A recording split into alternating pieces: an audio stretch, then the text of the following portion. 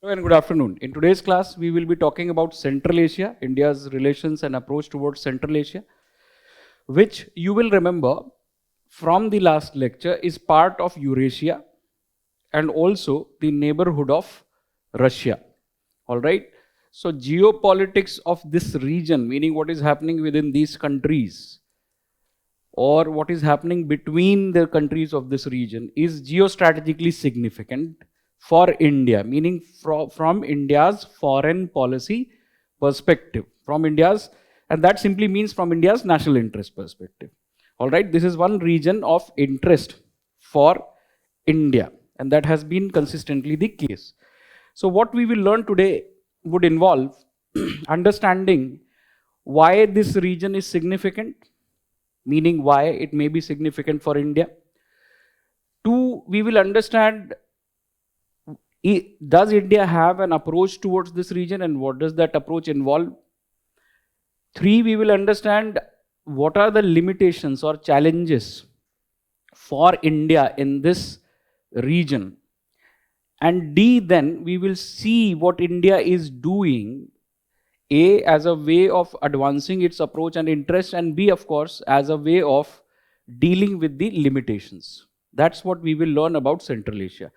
And Central Asia generally is seen from the perspective not of countries, but it is seen from the perspective of the region that it is.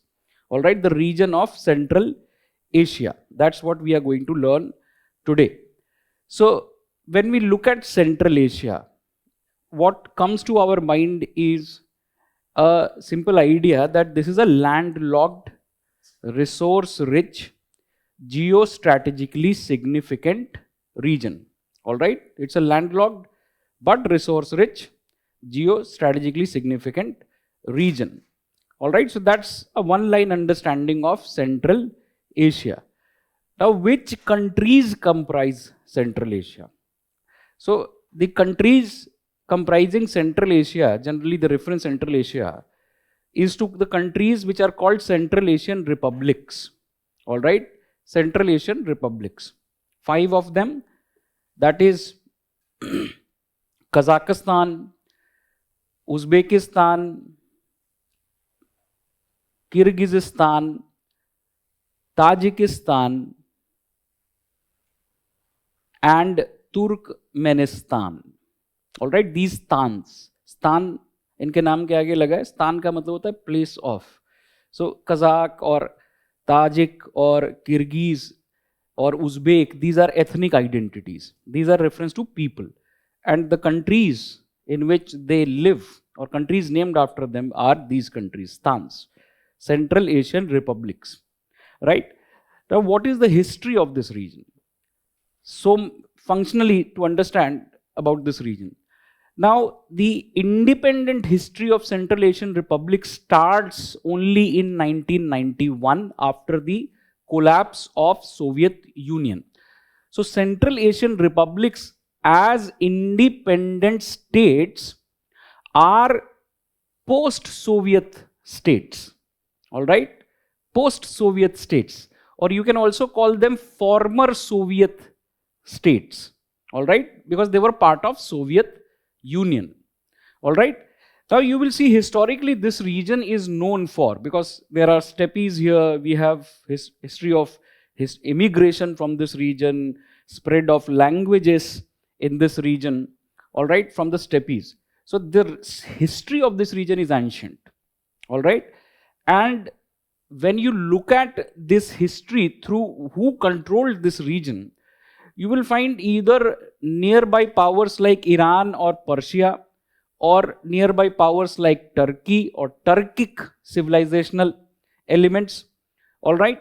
And then going forward, you have the influence of Russia, which expanded southwards under the Tsars in the 19th century, all right. And most of the people living here were nomadic, right. These are large grasslands or there are deserts in this region. So a consolidated state structure was not present in this region historically. So they were influenced by either Iranian empires or Turkic empires. And certainly the Turkic and Persian cultural and civilizational influence is prominent in this region. Culturally, either these people have Turkic influence or Iranian influence or an amalgamation of these historically. Now, Russian control of these territories is a phenomenon that we can trace to 19th century. And that is why you would hear about Great Game. All right, that is also a geostrategic term, that it is important for some other important power, right, this region. Now, when we look at that, what we find is that Russia itself transformed in 1917 from Tsarist Russia, Russia under the control or rule of Tsars, all right, to the Soviet Union, the 1917 revolutions. There were two revolutions in 1917 in Russia. And the second revolution, October Revolution, is the Bolshevik Revolution, right, which led to the creation of Soviet Union. So once Soviet Union came into existence, all these countries today known as Central Asian republics became part of Soviets within this Soviet Union. All right. So this then remained the fact, the political structure of this region, part of Soviet Union, till 1991. In 1991 also, many people would say that these countries didn't want to become independent because they never had a history of independence. And they had, in a sense, become accustomed to Soviet Union. But still, Soviet Union's collapse meant that states like Russia, Ukraine, Belarus, Georgia, Armenia, Azerbaijan, etc. became independent. So these countries also became independent, right? So 1991 is when you see Central Asian republics rising on the map of the world as independent countries. Now, when you look at this region, you find that it is landlocked, as I said. So who surrounds it?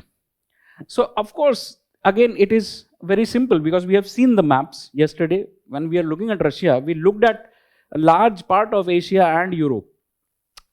So these countries on the north are surrounded by Russia, all right.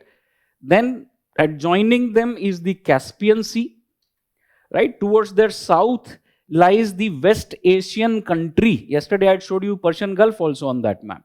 West Asian country of Iran. So they share a border with Iran also. Some of these countries like Turkmenistan has a border with Iran, right. They share Caspian Sea with this country, Iran. And towards south also lie countries like Afghanistan, Pakistan and India, countries of South Asia. To its east is China, all right, which is another large neighbor. So that's why again you can understand why this region is geostrategically significant, because of the interest of surrounding countries and powers. All right, China, Russia, of course, are permanent members of the Security Council. They are neighbors of Central Asia. And then Iran from West Asia, and then Pakistan, Afghanistan, India, they are also interested in this region, and so is the United States. All right. So that's why it is also geostrategically significant. Traditionally, since they were part of Soviet Union, Russia is also part of Soviet Union, they have relations with the Russians. All right. Traditionally, foreign policy orientation has been towards Russia. Now, economically, and in the era of BRI, Belt and Road Initiative, China is the second major focus. But these countries are landlocked, so they want access to sea. And the closest access to sea would be through the Indian Ocean. So they want to diversify their foreign policy also. They don't want to remain dependent on Russia or China, though they are their important neighbors. So that is also their imperative, right? That they would also like to access the open ocean, and for that they would need relations with their neighbors, right? To the south also. So one fact is they are landlocked, and that is why their foreign policy choices may seem like what they do. And the second thing is that their resources are untapped. For example, Turkmenistan, Kazakhstan have large petroleum reserves. So Uzbekistan has large uranium, gold deposits. So for that also, if they have to find market, Russia and China are there, but then there is a larger global market, all right, or a close by market like India. So economically also they have an imperative to expand their orientation. And then a country like India, of course, would be interested in this region because, as I said, they are resource rich, all right. They are geostrategically significant. We have had cultural and civilizational, we say, linkages with Central Asia, all right. And we have historically cordial ties with Central Asia because we had cordial ties with Soviet Union. So we had some access to Central Asia also. For example, in 1989, India became the first country to open a consulate in Uzbekistan, Tashkent. All right. So India had some access to this region and also much in common. Then you will see that initially, when these countries emerged as independent countries, they had their own issues, right? Institution building, first of all, institutions of governance, right? Second is you have unsettled borders, right? For example, Kyrgyzstan and Tajikistan recently had tensions on what? On border issue, because in the Soviet period, the demarcation of different units was such that, you know, the pastures lie in one country and the other country has people with cattle, all right. So borders, pasture lands, water resources, these were issues yet to be resolved, all right. So institution building, resolving differences on resources, borders was a challenge for these countries. And third challenge was, since Afghanistan was unstable for a long time, regions surrounding Afghanistan in countries like Uzbekistan, Tajikistan, for example, Farghana Valley, there is something called Farghana Valley, which is in Uzbekistan. So there you have also some radical elements, radicalization. You can say it's a spillover effect of what has been happening in this region, spillover effect of what has been happening in this region, all right. So now, once you understand this, you also understand that they have their own security challenges like radicalization, all right, or maybe terrorism. And they are also close to what is called the golden crescent of drug trafficking, all right. So they may also have issues of transnational nature, transnational crime, apart from radicalization and terrorism, issues like drug trafficking to contend with. So that is a matter of capacity, a state capacity. And these are new states. So they needed assistance in state building. Their first and primary task was state building, focusing on state building, right? So here India, which had a cultural civilizational linkages and historically cordial ties with Central Asia, for which Central Asia was also strategically significant, economically significant, with its own experience of state building after independence, was seen as an ideal partner in some ways, all right, in some context, right, that India and these countries can cooperate and these countries can benefit from India's experience of its own state building, all right. So then what you see is there are conditions existing which should drive these relations. So in the beginning, you will see in the early and mid 1990s, Prime Minister Narasimha Rao, for example, made visits to some of these countries, all right, like Kyrgyzstan. So this visit and this time, and within this time, India's approach towards this region was sometimes referred to as look north, all right, look north. This is a reference of this early 1990s India's outreach to Central Asia through the prime ministerial visits, all right. But then what you will see is that the relation takes time to develop and still has not acquired its potential, all right. So when we see that, we understand that this is a significant region for India, but there are certain fundamental difficulties. What are those difficulties apart from the positives that we talked about? So one and most prominent difficulty is lack of direct physical connect. All right, lack of direct physical connect. Now this difficulty is further made difficult by denial of land transit, let's say by Pakistan, which denies India land transit even to Afghanistan, right? So that would be the shortest route through Afghanistan, through Pakistan. So denial of land transit by Pakistan also makes it a bit difficult. It's a challenge, right? So secondly, what you will see is the traditional approach of Central Asian countries, right, which focused on, or which in a sense they got those relations, right? So traditional focus of Central Asian countries was either on the regional issues, their own issues between themselves, or with their neighbors like Russia and China, right? So that is also a weakness that we have.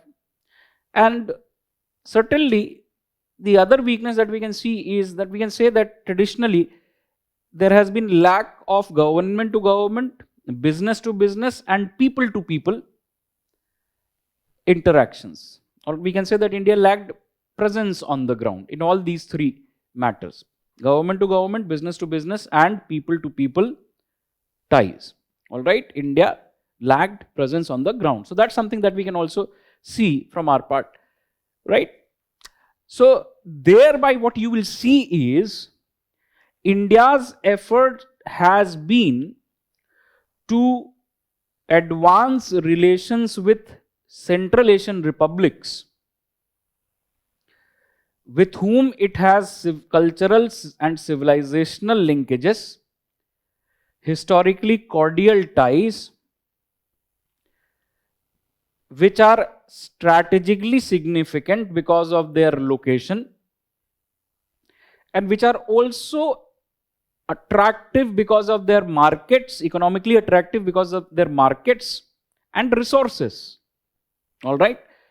So with these kinds of countries, India has tried to expand its cooperation. In what ways? So first, of course, as the need is, India has been trying to overcome the connectivity deficit by focusing on cooperation in digital, physical, maritime, and air-to-air connectivity. All right, so that's first thing that India has been focusing on, or we can also say that even now India should focus on, right? Overcoming the connectivity deficit by promoting connectivity through digital, physical, maritime, or air means. And then second, of course, also is the development of cooperation through more government to government interactions. All right, development of cooperation through more government to government interactions, right? So that has also been the effort, and that is also what we can say India should be doing, right? Enhancing engagements with Central Asian countries with more government to government engagements, right? And then also what we clearly see, one example of this would be 2015 Prime Minister Modi made a visit to all the 5 Central Asian countries. All right. And even before that, India launched what is called its Connect Central Asia policy in 2012. India launched a dedicated policy called Connect Central Asia policy in 2012. Right? So that is another way in which we can say that we are articulating our position and we are trying to enhance engagement through these means. So other effort under the Connect Central Asia policy has been enhancing dialogue. So we have also established, for example, India Central Asia dialogue at the level of foreign ministers in 2019. All right. The establishment of India Central Asia dialogue at the level of foreign ministers in 2019. All right. And then establishment of India Central Asia Business Council. All right, Indian Central Asia Business Council to promote interaction between businesses. All right, India Central Asia Business Council was established in 2020. All right, 2020. And in 2022, India hosted a summit with Central Asian countries,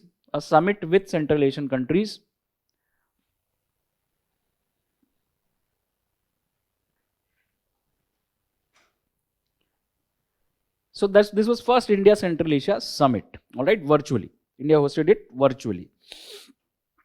So this is how you will see we are trying to advance our relations.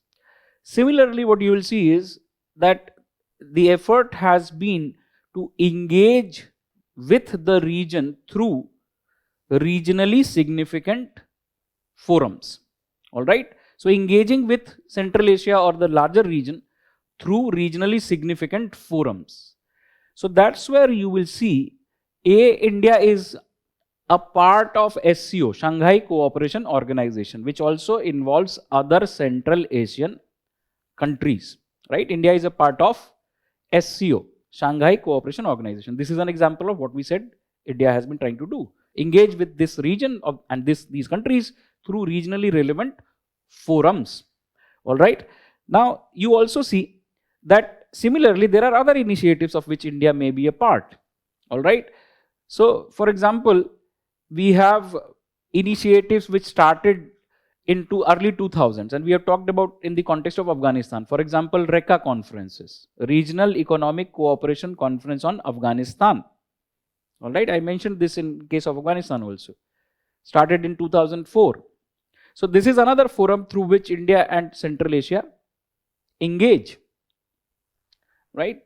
But this also gives you an idea that India and Central Asia may have another thing in common, that is stability in Afghanistan. Both of them want stability in Afghanistan, right? That goes without saying. Now, we also see, apart from RECA, Regional Economic Cooperation Conference on Afghanistan, they also participated in Heart of Asia Conference, all right, or Istanbul process.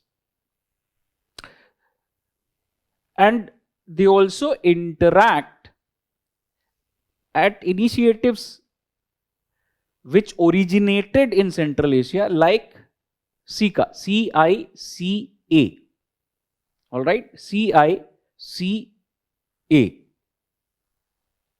So that's something that gives you an idea of how India is trying to engage with these countries, this region, by all the means, including, as we just saw, through engagement with regionally relevant forums.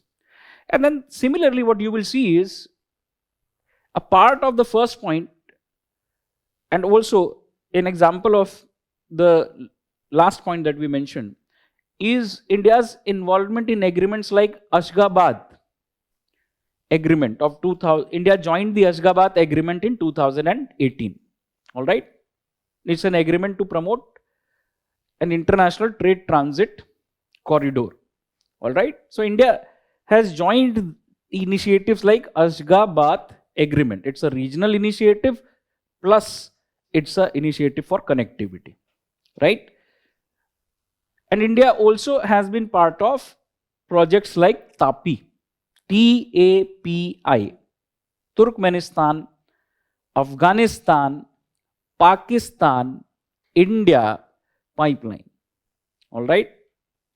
So that is also there as an example of a regional initiative plus connectivity plus energy initiative, right? And you will also then see that this engagement is of special interest to India in the context of the larger Eurasia policy. All right. So there is a need to now also look at Central Asia through the Eurasian prism. All right. That it is not only Central Asia, but Central Asia is a stepping stone to access to further Eurasia. It is part of Eurasia, but it is also a connecting dot to the larger Eurasian region. So that is also something that we should be doing. And that's where, if you recall, we had used the example of how India is interested in negotiating a free trade agreement between Eurasian Economic Union. That also becomes a relevant example because Eurasian Economic Union has some Central Asian countries as well as its part, right? So this is the given that fact. And we would also see, added to this progress is the fact that given the issues of defense and security are regionally relevant, but also may be significant for India, right? India may have interest in these issues also, issues of regional stability, issues of regional security, all right? So in that context, what you will see is India developing strategic partnership with countries like Kazakhstan, Uzbekistan, Tajikistan and Kyrgyzstan. So 4 of the countries, relations with 4 of the countries in Central Asia bilaterally is defined as strategic partnership. Kazakhstan, Kyrgyzstan, Tajikistan, Uzbekistan, right? So that's something that we will see. With Kazakhstan, we have further important elements of relations. So it is our largest trading partner in Central Asia, Kazakhstan.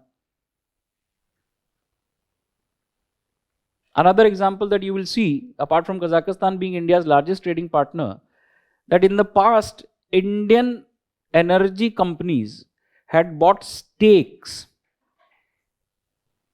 in the petroleum sector of Kazakhstan. So that is another reason why Kazakhstan is significant, an example of why Central Asia is significant, right? Indian companies buying stake in the petroleum sector of Afghanistan, petroleum sector of Kazakhstan, right? And then you will also see that with Kazakhstan, we have conducted military exercise which is called Prabal Dostik, Prabal Dostyk, Prabal Dostik. All right, with Afghanistan, this is our military exercise. Then with Tajikistan, India's special relations are reflected in the fact that geographically it is the closest Central Asian country to India. Geographically, it is the closest to India in Central Asia, Tajikistan, just across the Wakhan corridor. All right. And India has a presence in Tajikistan. For example, India operated a field hospital at a location called Farkhor. All right, that is a location called Farkhor. Farkhor. Farkhor. A location called Farkhor. India operated a field hospital there in the 1990s when it was supporting Northern Alliance against Taliban in Afghanistan. And of course, when India evacuated its citizens from Afghanistan in 2021, it also used the airfields of Afghanistan. All right. So many people say that India may have a forward base in Afghanistan, etc., etc. But this is basically what we can say, that Afghanistan is important because of the past involvement. All right. Tajikistan is important. And then Kyrgyzstan, with Kyrgyzstan, we have a military exercise called Khanjar. All right, military exercise called Khanjar. So these are what we can call elements of strategic significance of defense and security persuasion. All right, so that gives you an idea of what Central Asia is and why is it important for India, and what India is doing in this context, and what are the weaknesses. Now, if we look at geostrategically going forward, what would determine India's approach towards Central Asia and its success? All right, its approach towards Central Asia and its success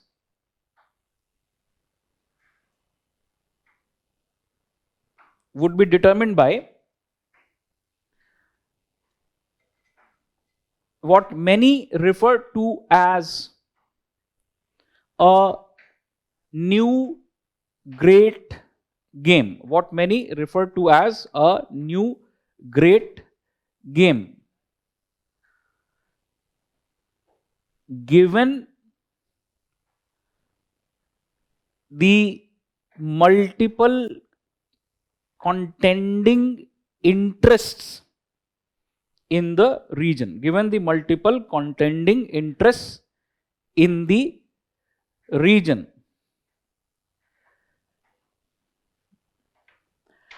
Russia, as a former Soviet state, as well as the regional and global power, as well as the regional and global power, has been a dominant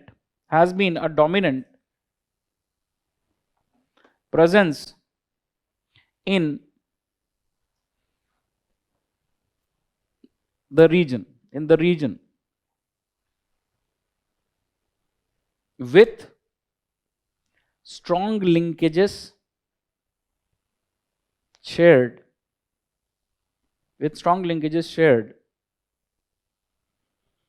with the Central Asian republics,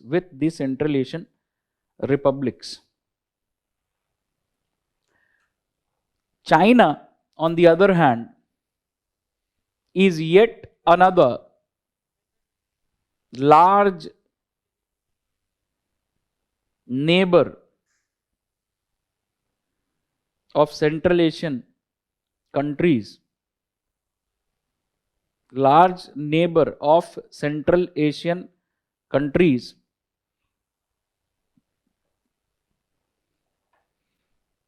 and in recent times it has not only emerged as an economic partner of the CARs,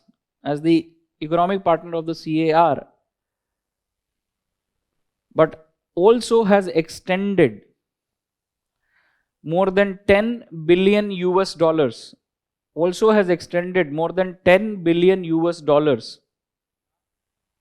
of development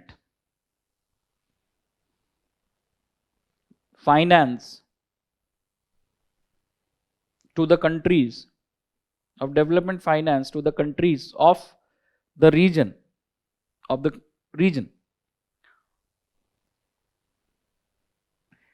In the sectors like energy also, China has emerged as a major consumer of Central Asian resources.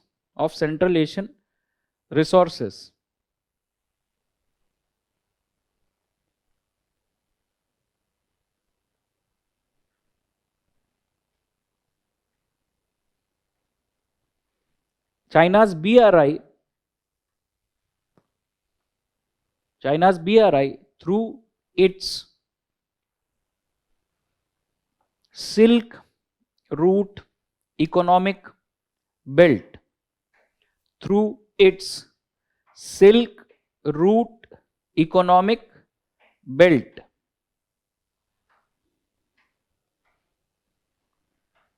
holds significance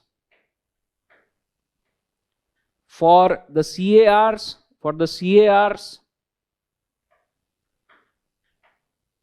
as well as the future of Eurasia,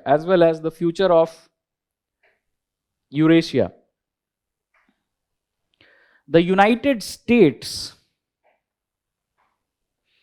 has also been interested in expanding its engagements, has also been interested in expanding its engagements with the Central Asian republics, with the Central Asian republics, as understood in the context of its involvement in the region, since the Soviet invasion of Afghanistan, since the Soviet invasion of Afghanistan in 1979,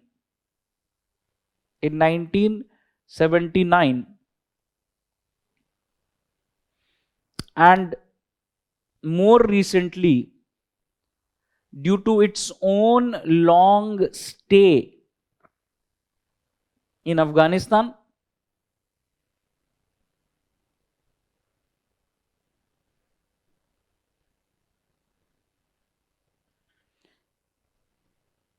in part, it is also significant for the US to engage with the region. In part, it is also important for the US to engage with the region as Russia and China are its strategic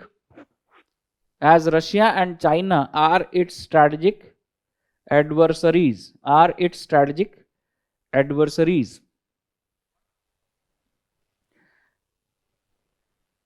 Since the beginning of the 21st century, the US has been interested in promoting, since the beginning of the 21st century, the US has been interested in promoting alternative pipelines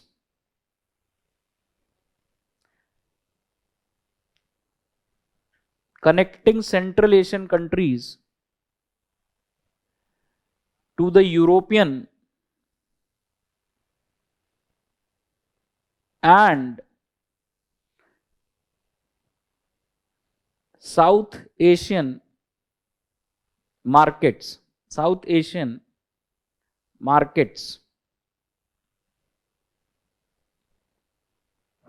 For example,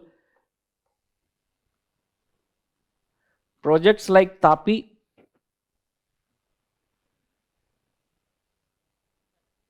and the BTC pipeline, projects like TAPI and the BTC pipeline are seen as an example of US backed proposals, are seen as an example of US based proposals.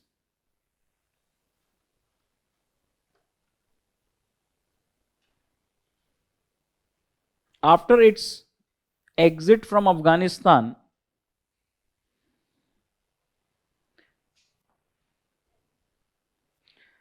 the Central Asian countries have remained of interest to the US,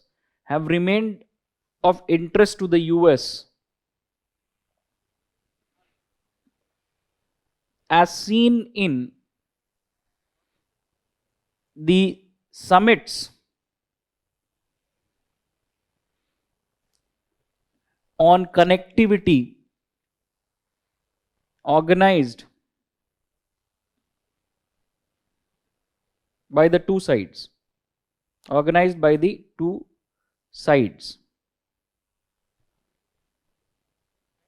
on issues like connectivity. लिख लिया हमने, on issues like connectivity लिख लिया ना इसमें. Okay, so that's basically what tells you how other countries are interested in this region. The recent Ukraine crisis, the recent Ukraine crisis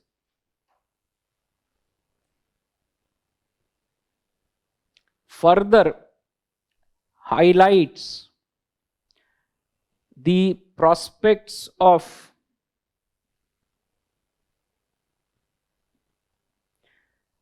re-emerging geopolitical, the prospects of re-emerging geopolitical fault lines, re-emerging geopolitical fault lines, and the great power rivalry and politics playing out in different parts of the world, including Eurasia and Central Asia. Eurasia and Central Asia, making the region further significant. Making the region further significant. So this is something that we can see as a description of how the region has seen interest of various external powers, and B, why in the current times and going forward also this region is going to be important.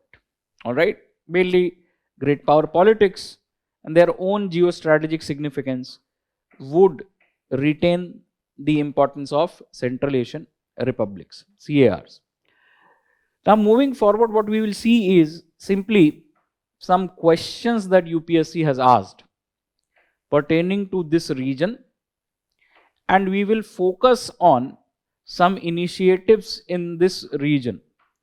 More importantly, SCO, Shanghai Cooperation Organization, and then we will end Central Asia with a brief discussion on INSTC, which we have been mentioning throughout different relations or different lectures, right? So that's what now we are going to do after having developed an understanding of Central Asia, its significance, India's approach, limitations, right, and what India is doing and what India should be doing also, right, at the same point. So just give me a second. I'll first start with maps. So let me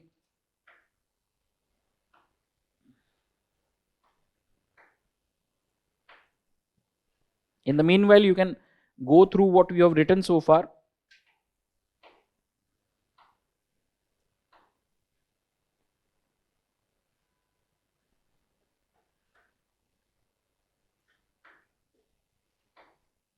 And if you have any questions, you can think of those, any difficulties. आप अपनी तबीयत का ख्याल रखें पहले.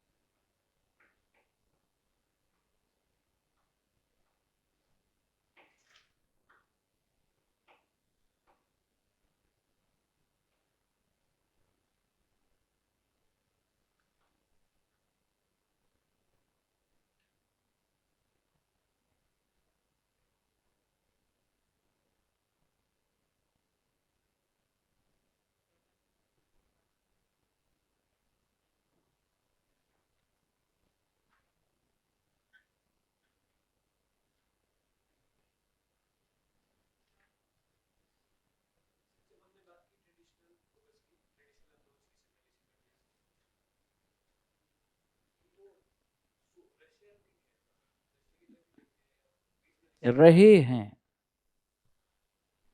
हैं translation जब आप अपने मन में करते हैं तो यही हो रहा होता है. क्यों नहीं पिछले समय से ऐसा ही रिश्ता रहा है, पाइपलाइंस उस डायरेक्शन में जाती हैं। डेवलपमेंट तो उनका वैसे हुआ है कि वो सोवियत यूनियन का पार्ट थी ना, तो यही आपकी मुश्किल है। बताइए।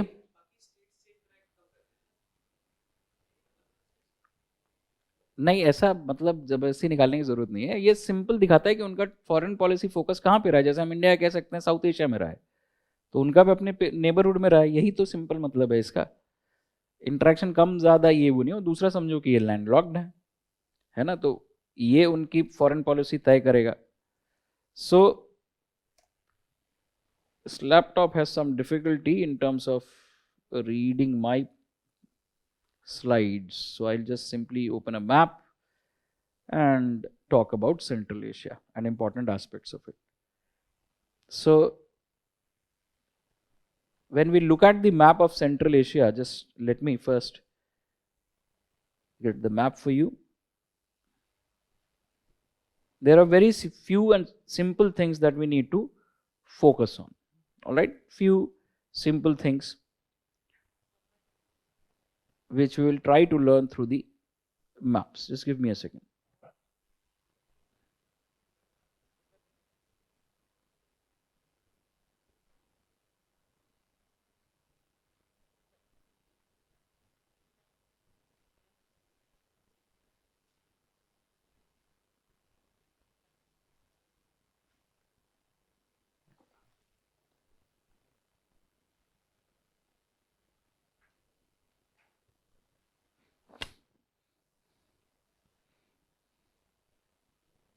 Okay, so here is the map of the region, and if you see your printed material also, you will find the map.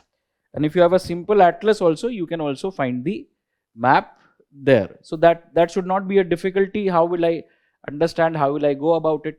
So now if you see this particular region, A, it is part of Eurasia, B, it is surrounded by some important countries like Russia to the north, this is China, this is South Asia, Afghanistan, Pakistan, India, this is Iran, this is Caspian Sea, right? And this is further Russia.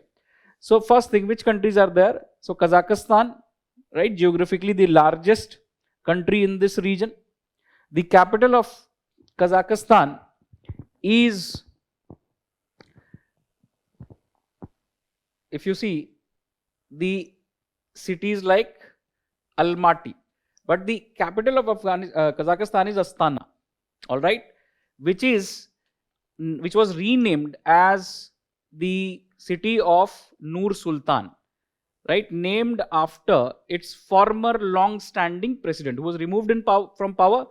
And 2022, violence broke out in Kazakhstan, and that violence, as a result of that violence, because the state and the rulers were unpopular, one of the things that they did was that they changed the name again. All right, so this is Afghanistan for you, the largest country in this region. Now if you see, let's go side by side and see other countries, right? Kyrgyzstan. So Kyrgyzstan shares borders with Kazakhstan, this is Uzbekistan, China and Tajikistan. You will make a list, of course, है ना? ये आप खुद से करेंगे या यहाँ कर लें, आपका टैलेंट जितना हो उसके हिसाब से। तो क्या है सेंट्रल एशियन देश, उनके कैपिटल्स और कुछ इंपॉर्टेंट फीचर्स किन से, जैसे वो बॉर्डर शेयर करते हैं। So Kazakhstan shares borders with Russia to the north, this is China, to its south is Kyrgyzstan, to its south is Uzbekistan, to its south is Turkmenistan. So the only Central Asian country with which Kazakhstan does not share a border is Tajikistan. All right.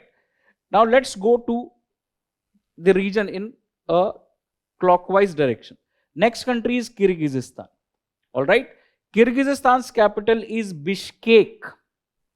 Bishkek. Any atlas would tell you Bishkek is the capital of Kyrgyzstan. All right. Now Kyrgyzstan shares borders with, it should be easier, China, Kazakhstan, Tajikistan and Uzbekistan, right? And then let's come, and you'll also remember with Kyrgyzstan, India's military exercise is called Khanjar. All right. Tajikistan, geographically closest to India. All right. And this is the Wakhan corridor of Afghanistan. So Tajikistan shares borders with Afghanistan, China, then you have Uzbekistan, and to its north, Kyrgyzstan. All right, so these are the countries with which Tajikistan shares a border, right? Tajikistan. And the capital of Tajikistan is Dushanbe. All right, Dushanbe is the capital of Tajikistan, right? So its geographic location itself tells you it is significant. Sharing borders again with Kyrgyzstan, China, Afghanistan, and Uzbekistan. Now next country is Uzbekistan. All right, this is Uzbekistan. The capital of Uzbekistan is Tashkent. All right, this is the capital of Uzbekistan, Tashkent. Also, you can recall Tashkent Agreement. India signed a Tashkent Agreement in 1966 with Pakistan. India opened its consulate in Tashkent before Uzbekistan became an independent country. Right? Now, Uzbekistan is a special country. Why? Because while Central Asia itself is landlocked, Uzbekistan is among the only two doubly landlocked countries in this region. All right? Doubly landlocked countries in the world, right? Only two countries are doubly landlocked in the world. It simply means that not only Uzbekistan itself is landlocked, its neighbors are also landlocked. All right, its neighbors are also landlocked, right? So that's the speciality of Uzbekistan: rich in gold, uranium deposits, cotton producer, wheat producer, right? Now let's come to Turkmenistan, right? So Uzbekistan, it's very simple. It shares borders with all the Central Asian countries, first of all, as the map shows, and also with Afghanistan. All right, also with Afghanistan. Now next country, Turkmenistan. Why is it important? Because it has large reserves of natural gas. All right. And where is this? In the Caspian basin. So there's an energy rich basin. All right. So Turkmenistan shares borders with Uzbekistan, Kazakhstan from Central Asia, Afghanistan, and here comes a new country, Iran. All right. So Turkmenistan shares a border with Kazakhstan, Uzbekistan, Afghanistan, and Iran. Right. And then you see Turkmenistan also has an opening in the Caspian Sea. Right. So has Kazakhstan. So from Central Asia, two Caspian countries are Kazakhstan and Turkmenistan. Then Caspian Sea is also surrounded by Iran. All right, this is Iran. Azerbaijan, this is Azerbaijan, whose capital is Baku.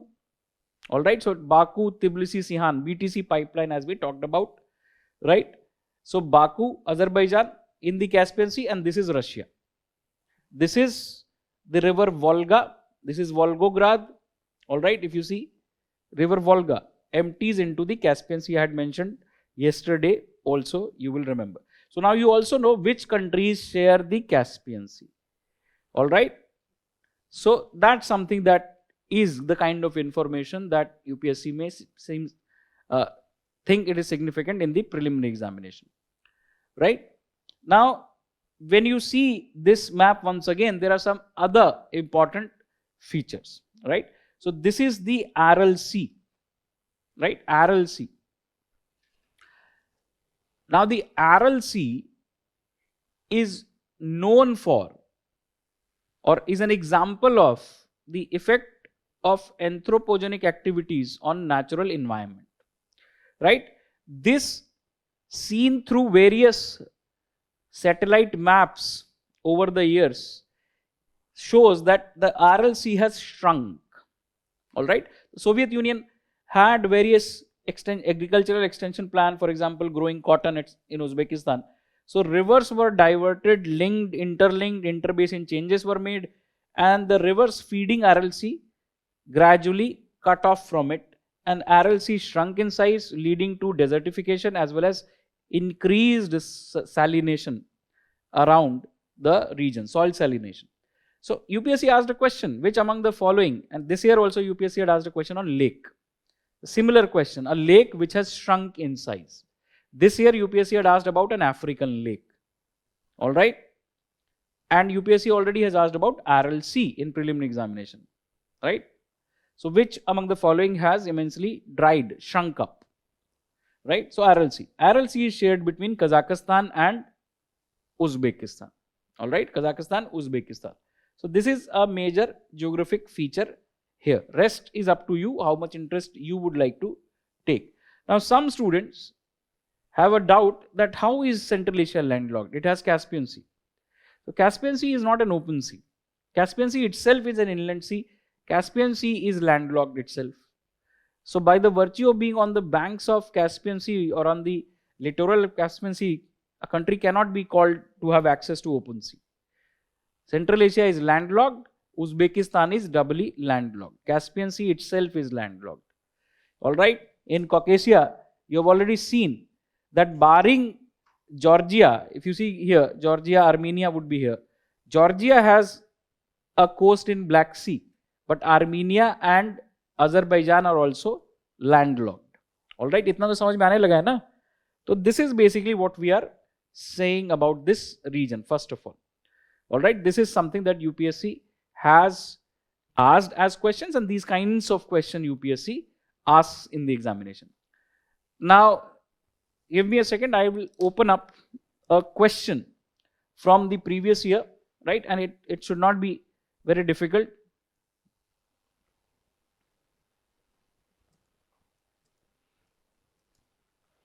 Right? So I hope that you know how to make a Google search, and papers are easily available. And looking at the papers is something that gives you an idea. Now, if you want, you can write this question which UPSC has asked in 2018. क्या question है आप देख सकते हैं? All right, and please write it down. Question number 10, of course. All right, not any other question. Question number 10. Right, the first one. The question is, a number of outside powers have entrenched themselves in Central Asia, which is a zone of interest to India. Discuss the implications in this context of India's joining the Ashgabat Agreement 2018. UPSC has asked this question.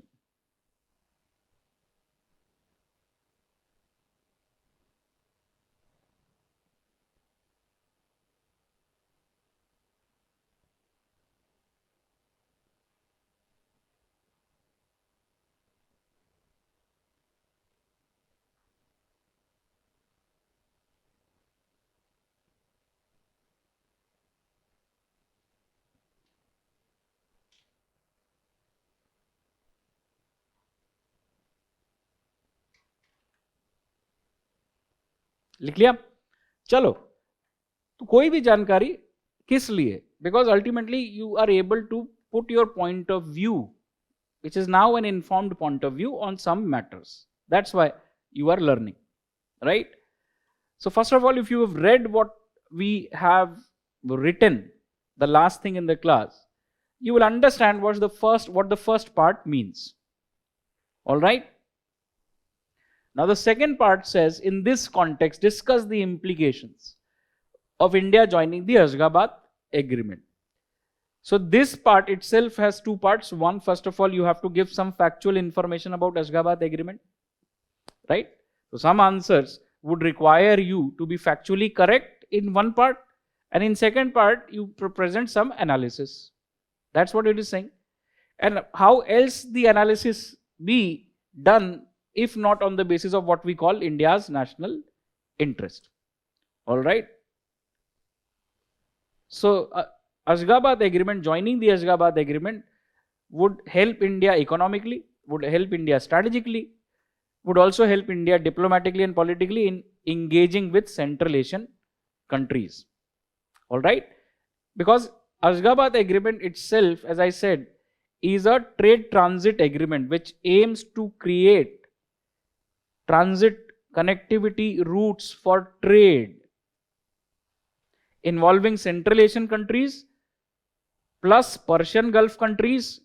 Iran is there, Oman is there, all right, and also South Asian countries. India is also a part of Ashgabat Agreement, right? So that is basically what you need to answer the question. A simple understanding of the region and India's interest, और उसी को वहां पे चिपका देना है Ashgabat agreement. ऐसा नहीं है कि अशगाबाद एग्रीमेंट के लिए कोई नया इंटरेस्ट इन्वेंट होगा. All right, that is basically because general studies इसी को कहते हैं, है ना. ट्रेड एक्सपर्ट कोई आंसर नहीं लिख रहा, रोड बनाने वाला कोई आंसर नहीं लिख रहा, आंसर लिखना है स्टूडेंट्स को. और सिंपल बात है, इंडिया के क्या इंटरेस्ट है सेंट्रल एशिया में, यही एक क्वेश्चन पूछ रहा है बस. और अशगाबाद एग्रीमेंट के बारे में क्या जानते हो, बस यही एक क्वेश्चन पूछ रहा है, सिंपल, और ज्यादा कुछ नहीं पूछ रहा. But the difficulty is that 10 marks and that means 150 words. So again UPSC का हर क्वेश्चन कुछ कहता है. वो क्या कहता है? वो कहता है ज्यादा फैंटम ना बनो. ऑल राइट, जरूरत नहीं है बनने की फैंटम. सिंपल सिंपल काम करिए. It's a boring examination. 20 question पूरे करने हैं, टाइम पे पूरे करने हैं, और बाकी तो चीजें भूल जाओ. स्टूडेंट का अधिकतर स्ट्रगल यही चल रहा होता है कि पेपर ही पूरा नहीं हो रहा. ऑल राइट, और फिर उसमें भी स्टूडेंट स्पेशल करने की कोशिश कर रहा है. या फिर बहुत सारे स्टूडेंट आते हैं वैल्यू एडिशन, क्लास में वैल्यू एडिशन होना चाहिए. पहले बेसिक तो कर लीजिए, फिर वैल्यू एडिशन हो जाएगा. वैल्यू एडिशन पे इतना ध्यान होता है हर किसी का, but the basics are missing. लोग सीखते हैं फर्स्ट अटेम्प्ट के बाद दूसरे अटेम्प्ट में या तीसरे अटेम्प्ट में, या कभी नहीं सीखते हैं, है ना. तो दैट्स बेसिकली वेयर आई से process is important. Looking at the questions also, specially before reading anything, after reading anything, it gives you an idea of what the examination is seeking, है ना. और 100% एब्सोल्यूट आइडिया तो नहीं दे पाएगा, इसका कोई absolute perfect answer तो होगा नहीं, बट जनरली क्या पता है आपको, सबसे पहले तो आपको ये जानना पड़ेगा, है ना. ठीक है, ये क्वेश्चन यूपीएससी ने पूछा, अशगाबाद एग्रीमेंट. इसके अलावा एक और हम देखते हैं, और यूपीएससी से मैं कहता हूं क्वेश्चन बनाना चाहिए. ऑल राइट, क्वेश्चन बनाना चाहिए. तो क्वेश्चन कैसे बनाएं भाई? अशगाबाद एग्रीमेंट के बारे में सवाल पूछ लिया यूपीएससी ने, अब तो नहीं पूछेगा, है ना. तो क्या कोई ऐसा और प्रोजेक्ट है जिसके बारे में सिमिलर सवाल हो सकता है? राइट. सो इसीलिए हम आते हैं कहां पे? India, Turkmenistan, Afghanistan, Pakistan, India pipeline. All right, Tapi as it is called. So if you see this particular pipeline, this pipeline has been in news for a very long time. All right, for a very long time this pipeline has been in news. So first of all, बहुत सारे लोग लगता है map draw करना चाहिए, map देख के समझना चाहिए. कैसे भी समझें, एग्जाम आपको 10 नंबर और 2 पेज ही दे रहा है, ऑल राइट, लिखने के लिए. So don't forget that. So when we look at this project, this is called Turkmenistan, Afghanistan, Pakistan, India pipeline. All right. So again, now we know India's interest in Central Asia. We know India's difficulties in Central Asia. So this is a project A which serves India's interest, energy interest, connectivity interest, and 2, it is also a solution to some of the problems. For example, India's connectivity problem.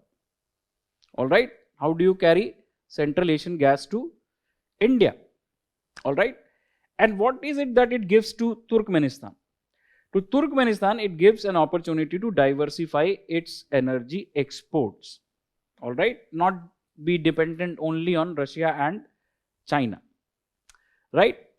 So that's where the project should be seen, first of all, from energy interest. Now, if you see this project, few things are very clear. That Tapi, refers to a proposed and under construction 1800, more than 1800 kilometer long pipeline. All right. Now, this pipeline is expected to, or was expected to be completed by 2020, but it has not been. All right. And once completed, it would pump 30 billion cubic meters of Turkmen gas to the South Asian markets like India and Pakistan. All right. So that is basically what the plan was. Right. So this is how it went about. 2010, a formal agreement for this project was signed. All right. 2010, a formal agreement was signed for Tapi project among these countries. And then construction on the Turkmen leg. All right. This is the Turkmen leg ka matlab Turkmen charan. All right. So Turkmen leg was constructed. Construction started. India participated in the foundation laying ceremony for this construction. All right. And then in 2015, the construction on Afghanistan leg was also announced. All right. But situation has been such that beyond Turkmenistan, the pipeline has not as yet developed. Right. So this remains in progress as what we can say. Okay. And India has a 5% stake in this pipeline. So India remains engaged with this pipeline as well. All right. India is part of this project even now. So that is something that we know, that the project started in 2010, is yet not complete. Turkmen leg of the pipeline is complete. But beyond that, there are question marks. But India still is a part of this project, right? So now comes the question. If you look at the question, a number of, right? If you see this question, remember this question. A number of outside powers have entrenched themselves in Central Asia, which is a zone of interest to India. Discuss the implications in this context of India's engagement with the Tapi project. Turkmenistan, Afghanistan, Pakistan, India pipeline. Question ऐसे बनाते हैं. तो अगर करना चाहें तो हम कर सकते हैं बहुत सारी चीजें, पर हम करना नहीं चाहते, हम कंप्लेंट के मोड में रहते हैं. Because we are driven by our impulses. जैसे सीढ़ियों पे चढ़ते हुए आप मोबाइल देखते रहेंगे. सीढ़ियां चढ़ने के लिए, मोबाइल देखने के लिए नहीं. Right. So that is showing what, where is your interest, where is your attention, and why you would find it difficult to think on your own. किसी ने आंसर बता दिया तो आप उसको रिपीट कर देंगे, ये कर सकते हैं आप. लिख लिया तो रट के बता देंगे, लेकिन जरा लैंग्वेज चेंज हुई और इनडायरेक्टली किसी ने पूछ लिया तो जो आता है वो भी भूल जाएंगे आप, क्योंकि आपने कभी अपना एफर्ट लगाने का नहीं सोचा. अगर ऐसा है तो उसको सुधारें. जैसे क्वेश्चन ऐसे बनाया जाता है, बस एक वर्ड हमने रिप्लेस किया यहाँ पे. क्या? अशगाबाद एग्रीमेंट 2018, और बन गया क्या? एक question. All right. So when we look at this, it's very clear what the logic behind the Tapi pipeline is. All right. So what is the significance of the Tapi pipeline? A, the Tapi pipeline links the energy consumers in South Asia with the energy producers in Central Asia, namely in this case Turkmenistan. All right. So it clearly has logic that South Asia has energy demand and Turkmenistan produces gas. It has world's 4th largest reserve of gas. All right, natural gas. Right? Jaswinder amount of gas which will be pumped through the pipeline is also written, by the way, in the class material, which we don't refer to second. The amount of gas which will be pumped from the pipeline would have no bearing for a question in the preliminary examination. UPSC does not ask this kind of a question. Third, video is there. You can always go back, revise it, right? So sometimes your problems are something that you can yourself solve. So I said 33 million cubic meters of gas, right, annually. So again, let's come back to the point. We are saying what is the significance? So Tapi is important or significant because it connects energy consumers in South Asia with energy producers in Central Asia.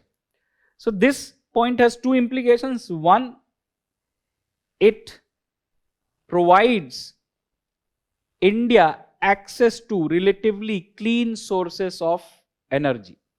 All right, so it is important for India's energy security, right? And second, of course, from Turkmenistan's perspective, it provides it an option of diversification for its gas sales. All right, so a diversified market options available to Turkmenistan, right? Now the second aspect is that this pipeline, and now in the context of the question, if you have to make a point, we can make a diplomatic point. This pipeline would enhance the prospects of cooperation between India and Central Asian states, right? It's a very simple point. It does not require any complication. एक काम करने से, साथ काम करने से काम करने की क्षमता बढ़ती है, यही मतलब है इसका, right? So it would enhance cooperation between India, or prospects of cooperation between India and Central Asian states, right? Third point automatically आ जाता है, that in the context of China's entrenched position in Central Asia, Tapi provides India a foothold. All right, China का point बना लो, that Tapi provides India a foothold in Central Asia, where China is already entrenched. All right, now the next point would be, since natural gas is relatively clean source of energy, so what are we going to import from Tapi? Natural gas. So since natural gas is a relatively clean source of energy, the Tapi pipeline would also contribute to addressing issues of global warming and climate change, right? Now it's a new kind of point. Now students, if you are not thinking about environment, जब आप diversify करना चाह रहे हैं अपने answer को, जहां भी मौका मिले, please include environment, right?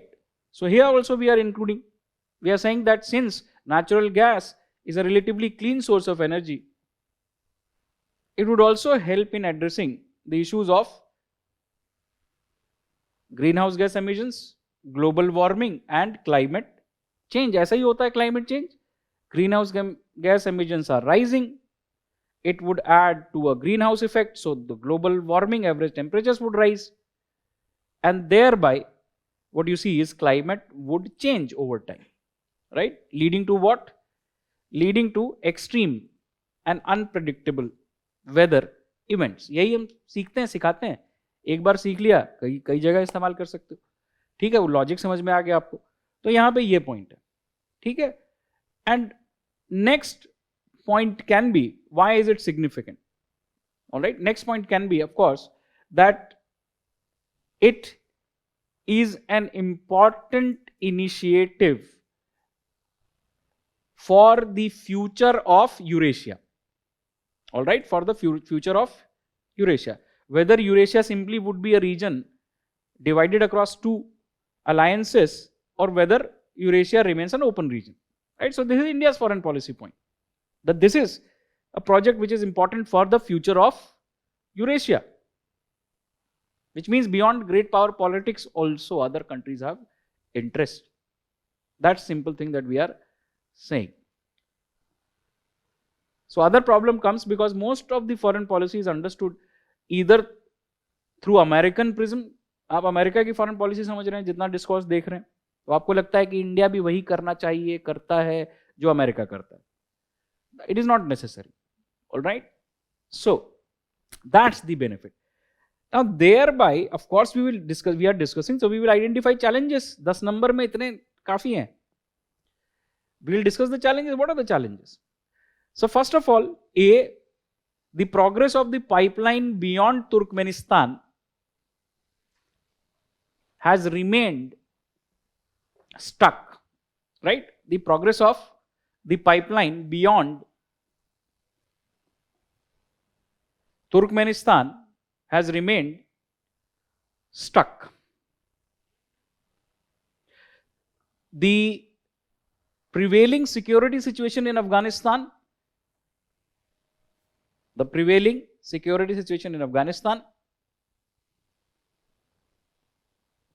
has been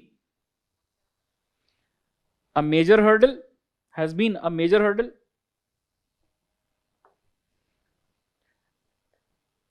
India's difficulties with Pakistan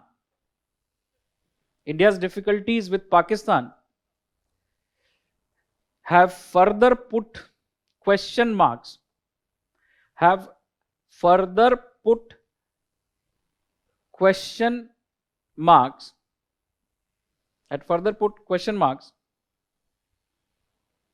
on the prospects of the pipeline,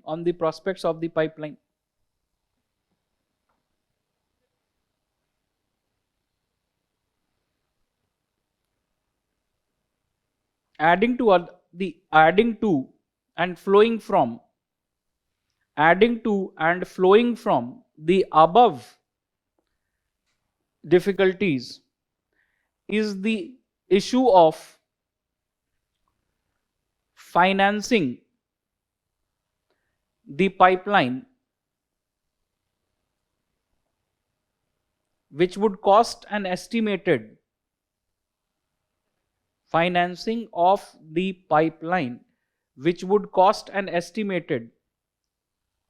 $8 billion US, which would cause an estimated $8 billion US.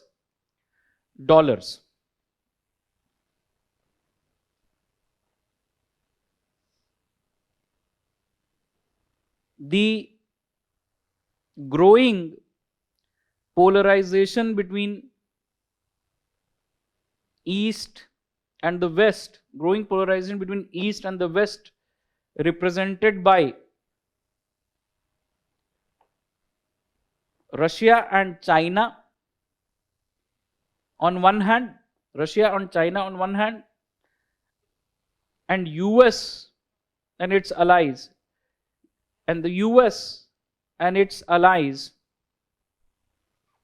on the other.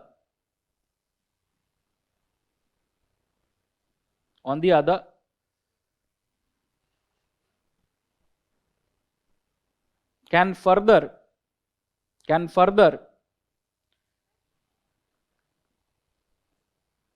pose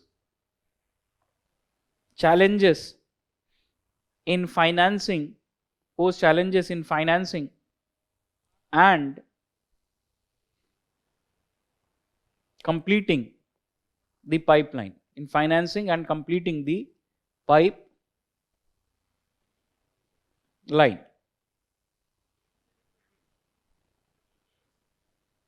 In the above context, finding financing sources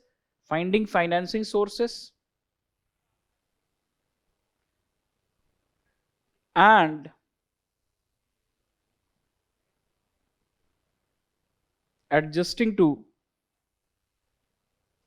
the current scenario are the best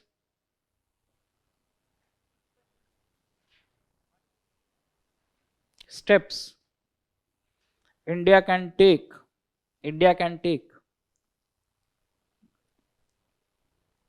going forward.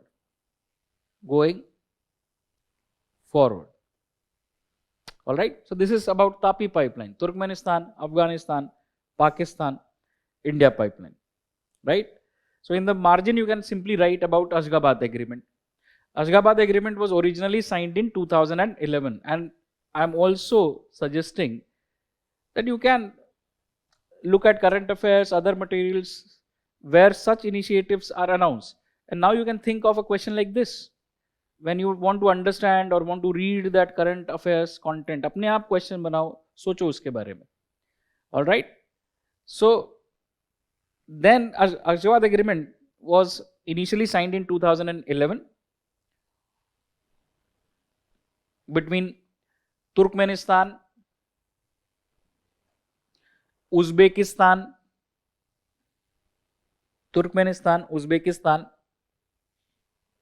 Oman, Qatar and Iran. Oman, Qatar and Iran. Subsequently, while Qatar withdrew, Qatar ने withdraw कर लिया. While Qatar withdrew, Kazakhstan joined the agreement. And 2018, India also acceded to the agreement. In 2018, India also acceded to the agreement.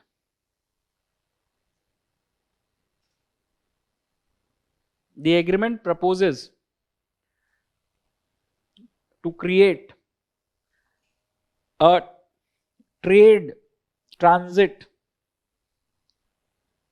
corridor, involving these countries, and vitally providing Central Asian countries much needed access to the Indian Ocean. Much needed access to the Indian Ocean.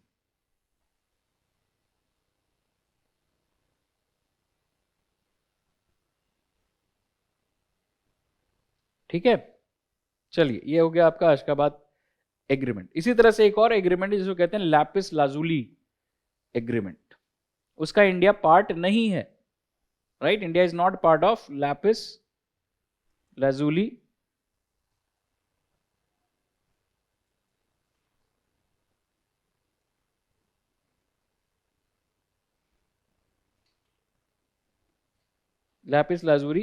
Agreement, right. उसको हम simply map पे देखेंगे and that should suffice. India is not a part of it. So we will simply say that India may join such initiatives to give further effect to its connectivity interest in Central Asia. मतलब इसको एक suggestion की तरह use कर सकते हैं. All right. So this is the Lapis Lazuli corridor, right? If you could see. So it aimed at creating again a transport corridor, or trade transit corridor connecting Afghanistan with Turkey and further European markets. So lapis lazuli is a precious stone which is mined in Afghanistan, and from ancient times it has been exported out of Afghanistan. So that name comes from there. Lapis lazuli comes from there, and the aim was to connect Afghanistan better with other surrounding countries and create a trade and transit corridor to enhance economic engagements among these countries. All right. India is not a part of the lapis lazuli transit and transport route, all right, or trade and transit route. India is not part of it. तो ये भी आपको simple awareness की बात है कि it exist, ऐसी कोई चीज है जो है. कहां है? Central Asia. Because UPSC if it asks a question, if India is not part of that initiative, it would ask that question at that level, है ना. Lapis lazuli corridor, right. So that is something that is very simple, right, to understand and recall. And then these kinds of things simply are used to show what else India can do, right. So lapis lazuli corridor is based on an agreement of 2017 and it was announced to open in 2018. So it is existing there, right. 2017 agreement has been there for this particular project. Main thing, as I will repeat again, that you will remember, India is not a member of Lapis Lazuli Corridor. So India is part of TAPI, India is part of Ashgabat Agreement, India is part of INSTC. All right, International North-South Transport Corridor, right? But not of the Lapis Lazuli Corridor. And you can also now imagine, since Iran is a neighboring country of Central Asian countries, Uzbekistan and Turkmenistan, India has a port facility which it is developing or has developed at Chabahar in Iran. So that also further gives you an idea that India should link these initiatives with the Chabahar port. All right, with the Chabahar port. यहाँ पे आप break ले सकते हैं. You can take a break. After the break, we come back and complete our discussion on Central Asia by focusing on a particular organization in this region called the SCO, Shanghai Cooperation Organization. So we look at SCO and INSTC and then complete Central Asia with that discussion. Right? So here is a break. Okay. So we are back from the break. There was definitely an earthquake.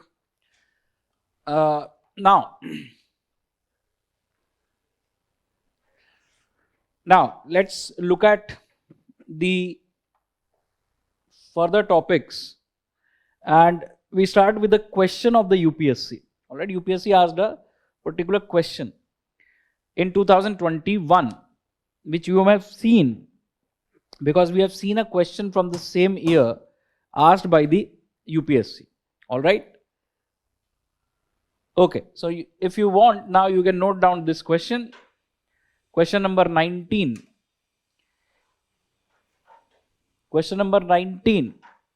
Critically examine the aims and objectives of the SCO. All right. What importance does it hold for India? Note कर लें इसको.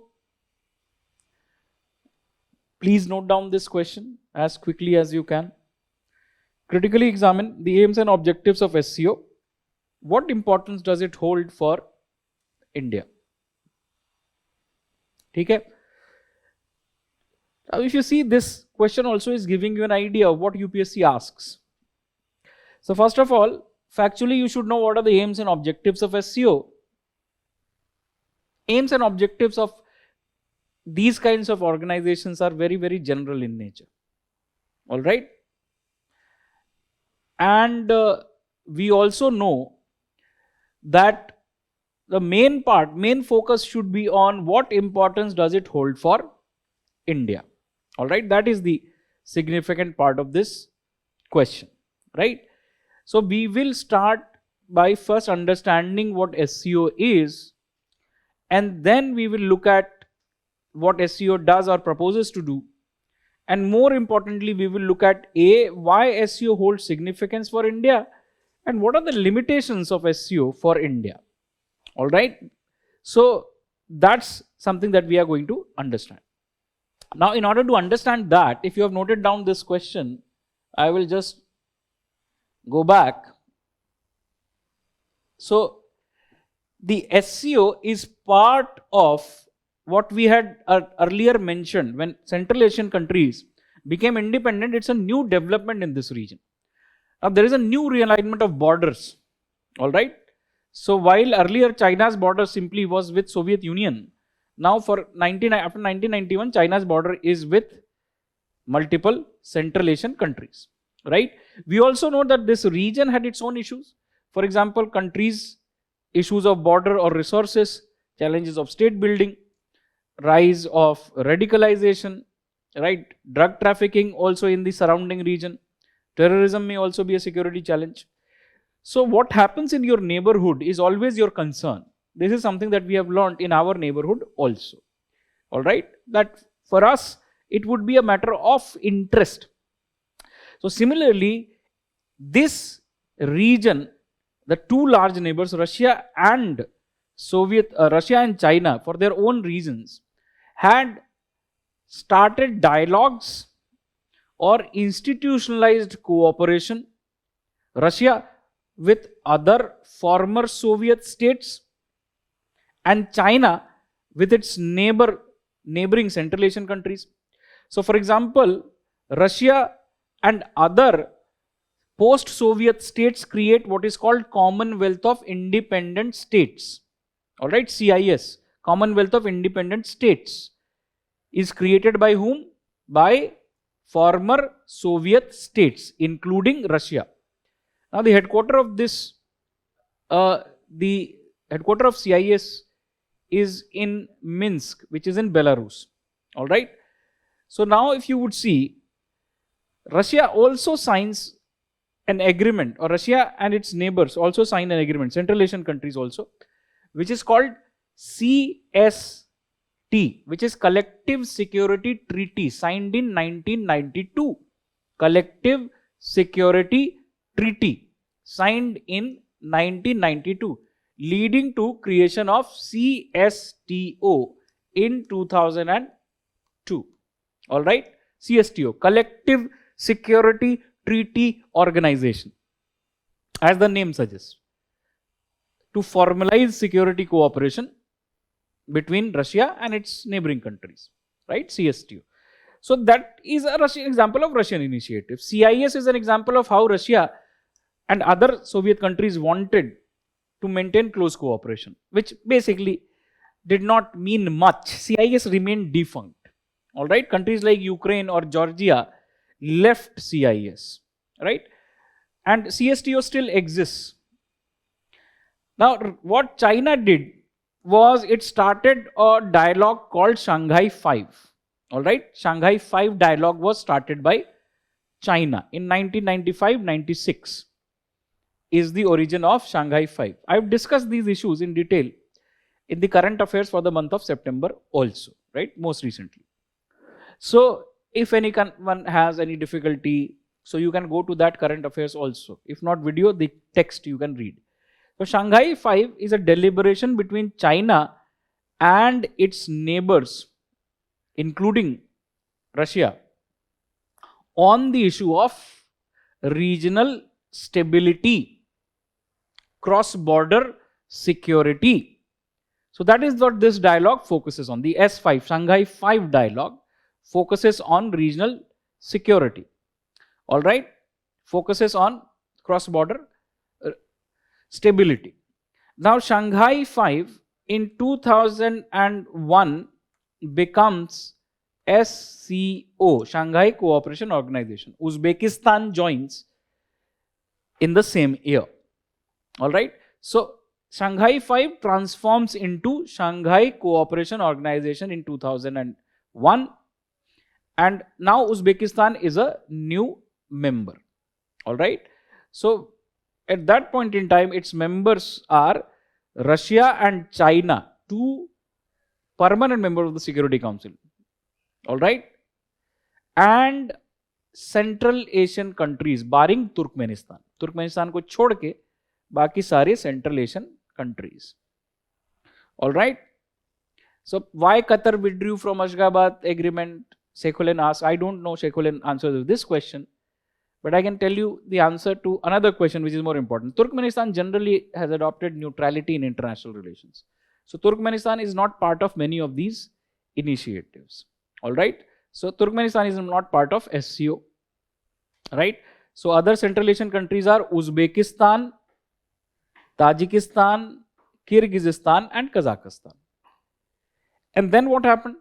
Then you will see further expansion of SCO to include other countries. So in that context, 2017, India joins the Ashgabat agreement, the SCO, 2017 as a permanent member, the Shanghai Cooperation Organization. 2017 is when India joins. All right. Before that, since 2005, India had been an observer at the SCO. All right. India has had association, but was not a member. India became a member in 2017. Right. So that is very, very clear. Right. India joining in 2017. But also in the same year, Pakistan joined. All right.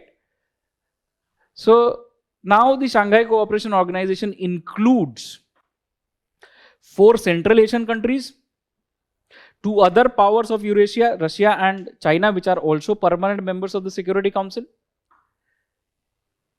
and then 2 other countries of South Asia, India and Pakistan. 2023, India would be heading SCO and hosting the summit. So Iran would also join. All right, Iran's formalities would be completed. Its membership has been approved, so it would join. So if you see, thereby the Shanghai Cooperation Organization is an organization which is significant in Eurasia, all right, and is significant in the context of what Russia and China are doing, what is happening between East and West. It is important in the context of Central Asia, all right. What is happening in Central Asia also makes it important. And certainly, above all this, since India is a member of it, so from the perspective of examination, that makes it more important. All right. So here is the SCO. If you see, these are the countries which represent the SCO, Shanghai Cooperation Organization. Right. It has observers, dialogue partners also. If you want those details, as I said, look at September current affairs. Why? Because September is the month when SCO hosted its summit. Where was this summit? Where was this summit? SCO summit this year? Samarkand, which is in Uzbekistan. All right. तो ये हो गया, ये आपके central Asia के देश हैं अब जो मेंबर्स हैं, ठीक है. And this is the large landmass this organization is representing. And this is a large landmass which is also what we can call part of Eurasia. All right. So that's why its significance. So now let's talk about the other aspects as we talk about any organization. So SCO is founded in 2001. It has 8 members. And as I said, it has observers and dialogue partners also, which you can check on your own. Right? 8 members. Its secretariat is located in Beijing. Secretariat of SCO is located in Beijing. All right? Because नाम में Shanghai है, इसका मतलब नहीं है कि the headquarters is in Shanghai. Right?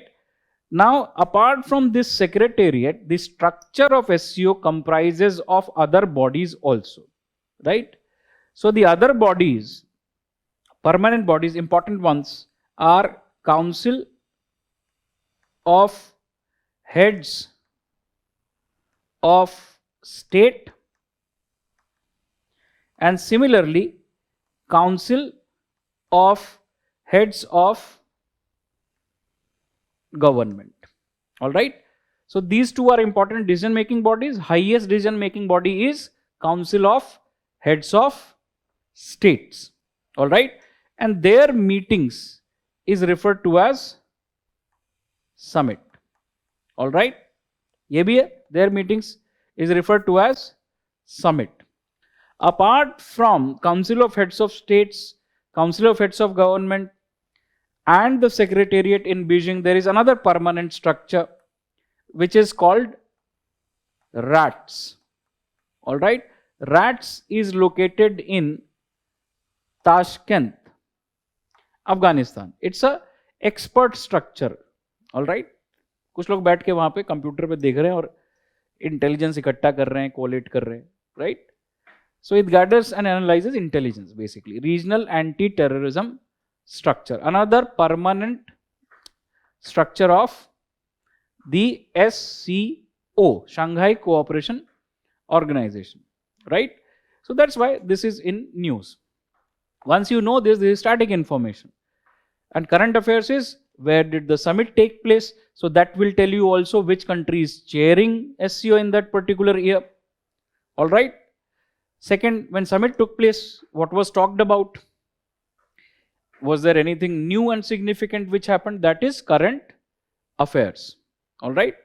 So for example, all of you are very sad and have not had the opportunity to look at September current affairs क्योंकि आप कुछ और कर रहे होंगे. Current affairs को उसी समय पूरा कर लेना चाहिए. All right. Just make a habit of completing the current affairs in the same month, whether its lectures have happened or not happened. Some things are to be done in this examination mechanically. One of the things is that some material has to be skimmed through in as quick time as possible. Current affairs पढ़ने जाते हो तब भी सब कुछ पढ़ना होता है, क्लास में आते हो तब भी सब कुछ पढ़ना होता है, सड़क पे होते हो तब भी सब कुछ पढ़ना होता है. ऐसा नहीं हो सकता ना. आपको डिवाइड करना पड़ेगा आपका कंटेंट, कैसे करना है कैसे नहीं करना है. राइट. सो अगर करंट अफेयर्स पढ़ा होता तो कोई जरूरत नहीं कुछ भी सोचने की यही आ रहा है. तो summit happened in Samarkand, Uzbekistan. All right. All participated. Now when summits happen, every summit, generally organizations have a habit of hosting summit, and at the end of the summit there is a declaration, all right, statement of what was agreed upon. And this declaration is often associated with the name of the city which hosted the summit, like Samarkand Declaration. That is what happens in summits. So if you see, this year's summit was in Samarkand. What happened? India's Prime Minister met with Russian President. India's Prime Minister met with Central Asian leaders. India's Prime Minister met with Iranian leader, but did not meet with the Chinese President. So first and foremost, it's a diplomatic platform. All right, that these kinds of points should become commonsensical. That any organization, in terms of its opportunities, provides an opportunity for diplomatic engagement. All right. Second thing, what happened? Of course, India would give a speech, and India would highlight certain things. So what kind of issues would India highlight? So India has been talking about, over the last two summits, a post-COVID economic recovery. All right. India in this summit talked about conflict, disruption, food security, energy security, these kinds of points it raised. India consistently highlights the principles of sovereignty and territorial integrity in its speeches at these forums. So this is what happens. This is what the utility of these forums is.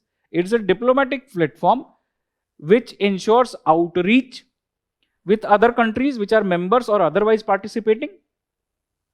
And it is also a diplomatic platform which allows India to articulate its position. All right.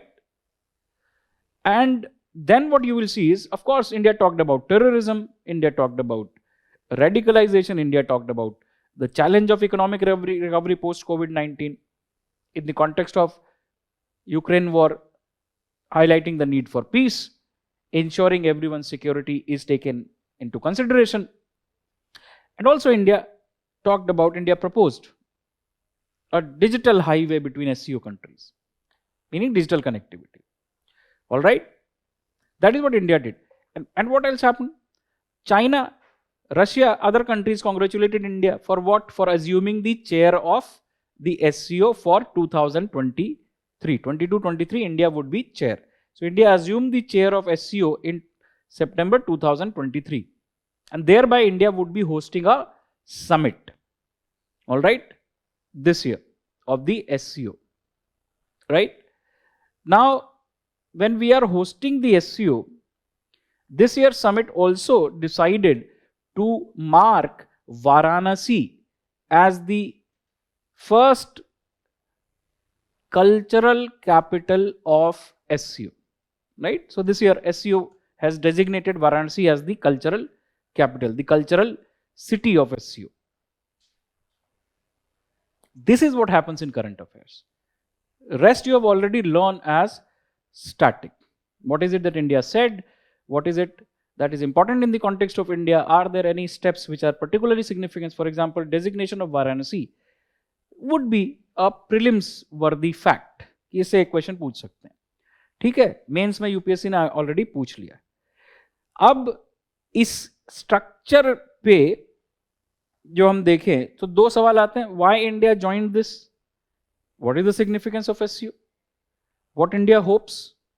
Right? And what are there any challenges, limitations which India needs to look at? Right? So as you understand, first let's understand now, after the structure, the mandate of the SCO. So what is it that SCO does? So in very simple terms, SCO is an intergovernmental organization comprising of countries of Eurasia. All right, comprising of countries of Eurasia. It's an intergovernmental organization focusing on promoting cooperation across areas like focusing on promoting cooperation across areas like security, economy, political and diplomatic cooperation, security, economy, political and diplomatic cooperation, energy, as well as cultural cooperation, So as I said, the objectives of any organization may be very simple and general. SEO also says that we will do all this, promote cooperation among the members in all these areas. But we primarily understand that SEO's genesis is in security issues. All right? Regional stability in the region. Right? So then declared objective is this. We understand what the focus may have been earlier, but we also understand what the potential is, what can happen. Now the second thing to remember is are there any jargons used by organizations? So the working of SEO is guided by what is called Shanghai spirit. All right, working of SEO is guided by Shanghai spirit. Right, Shanghai spirit. The question then comes, what is Shanghai spirit? All right, what is the Shanghai spirit? So it is nothing but a collection of principles, right, which the SEO says should guide cooperation among countries. All right, guide cooperation among countries. So in that sense, what we can say is that the Shanghai spirit is the guiding. Shanghai spirit is a set of guiding values and principles of SEO. Guiding values and principles of SEO, including features like mutual trust, mutual benefit,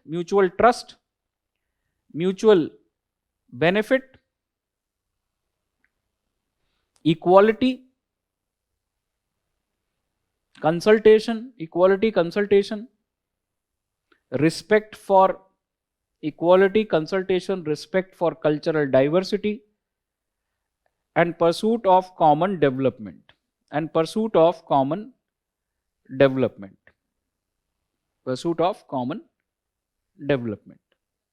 ये है Shanghai spirit.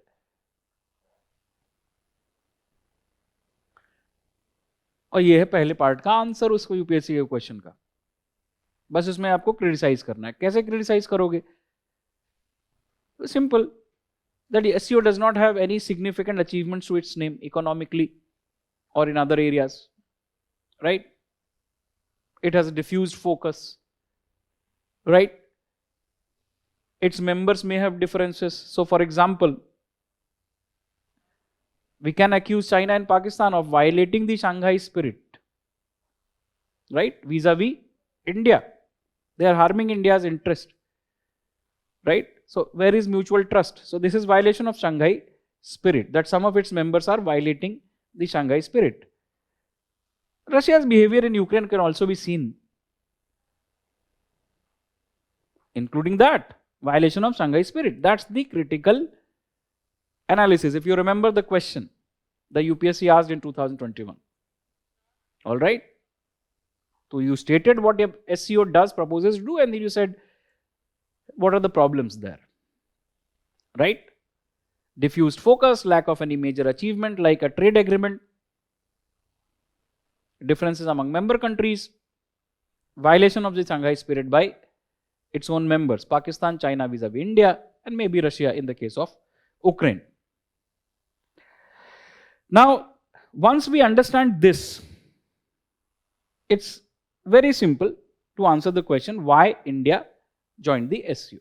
So significance of SEO derives from, as you can see, its membership. First of all, that it's a significant organization in the case of Eurasia as well as Central Asia. All right. So broadest, when it comes to Eurasia or Central Asia, this is a relevant organization. Other members, other information that you will learn from membership is who are the members. So the SCO SCO comprises important global and regional powers. All right, with Russia and China being permanent members of the Security Council, as well as declared nuclear powers. Right. So the SCO is significant because it comprises of significant regional and global powers, Russia and China,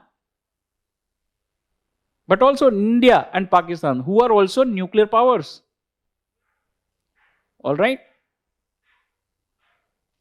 SCO significance also derives from the fact that SCO comprises countries which are both energy consumers and energy producers.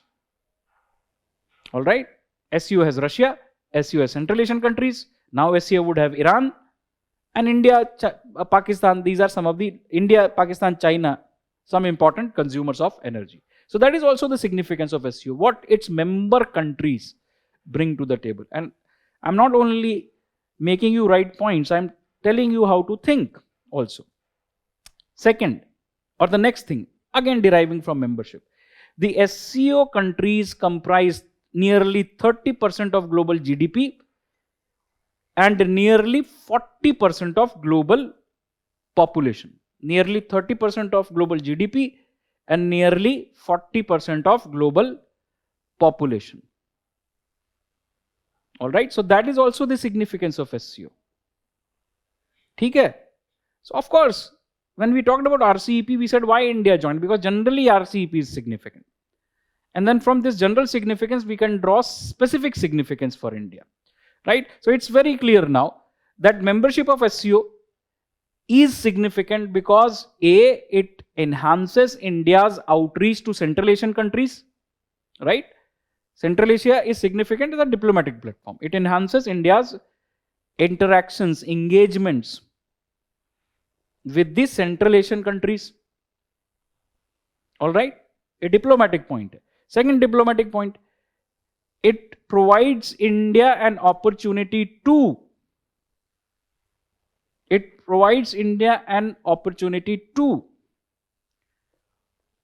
engage with a traditional partner like Russia, and also with difficult neighbors like China and Pakistan. Difficult neighbors like China and Pakistan.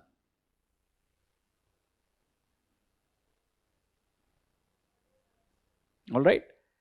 And similarly, a diplomatic point which you can think of is very simple, that it also affords India an opportunity to maintain an outreach with other participating countries. Observers और dialogue partners जो हैं वो भी participate कर रहे हैं. So it allows India, enables India to maintain outreach with other significant participating countries. Shekholen, but Ukraine is not a member. Where does this point come from? Where does this point come from? We talked about Shanghai spirit and its violation. I said Russia may be also doing it in Ukraine. So for violation of a principle, the Shanghai spirit is not only about SCO countries कि इनके साथ नहीं करेंगे बाकी साथ करेंगे. These are principles of that organization. So of course there should not be a confusion, but Ukraine is not a member. This is a very mechanical, fixed understanding, right? Now that you are bringing. A member of SCO is involved in a conflict with a non-member. So again, SCO and its principles come into question because they discuss these issues. Okay. So that's the last diplomatic point, which is outreach with other participating countries. Now, the next importance would be that participating in SCO gives India an opportunity to shape its agenda and also, or let's say not shape, contribute to its agenda. Right? Shape, इसी तरह के शब्द सुन के आप लोगों को थोड़ा गलत फहमी हो जाती है आईआर के बारे में. Right? Contribute to its agenda and articulate its position on important issues like terrorism, connectivity, terrorism, connectivity, energy, health, and cultural cooperation. ठीक है? Okay. Next, what is the significance? What is the significance of this organization? It's enough. इतना ही significance है India के लिए. ठीक है? But we can also add security points. Right? What are the security points? So, India hopes to benefit through the expertise of rats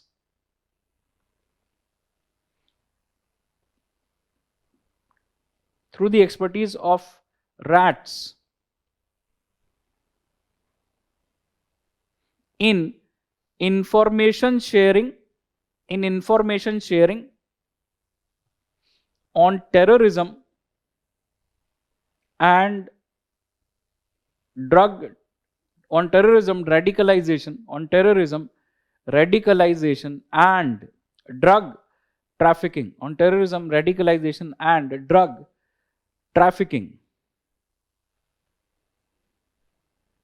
Okay. Next, SCO's counter-terrorism exercises also provide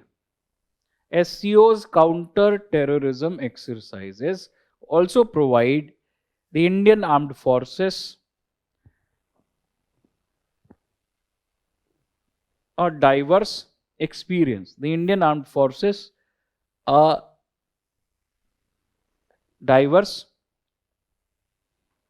experience. Right? So this is the, now what are the limitations? What are the limitations of SCO or limitations of expectations from the SCO? Right? So there we can simply note it down in terms of points. 1, SCO has Russia and China as its founding and dominant members. SCO has Russia and China as its founding and dominant members. Hence, India's ability to shape the agenda and outcomes at SCO are limited. Next, ability to shape the agenda and outcome are limited. Next, SCO is often perceived as, within single inverted commas, SCO is often perceived as anti-NATO. SCO is often perceived as anti-NATO.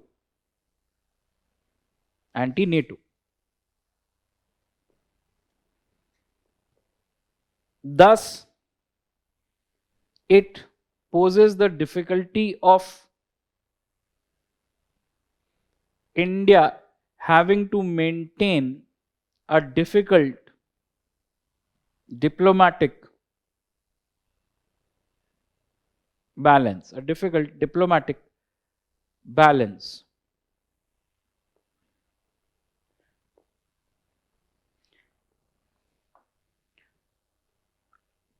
Membership of China and Pakistan further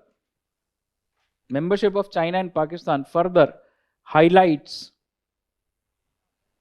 the possibility or the potential, further highlights the potential of their collusion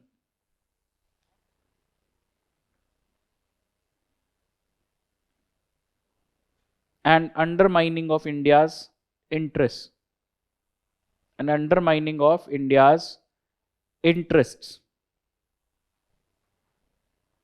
Next, on issues like connectivity, while there may be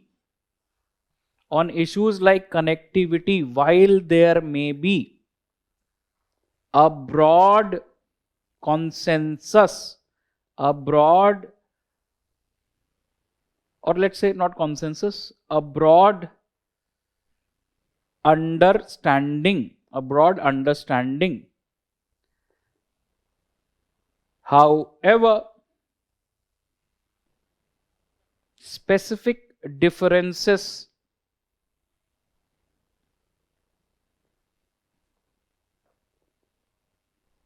remain significant. Specific differences remain significant. Notable in this context is China's BRI, which has been endorsed by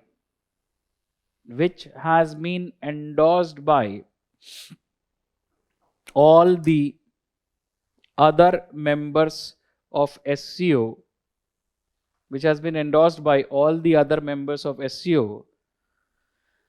while India remains critical of it and maintains its distance.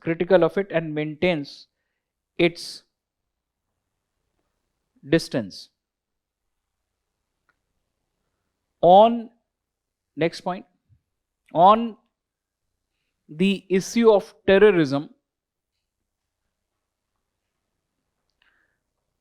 once again, while a broad common understanding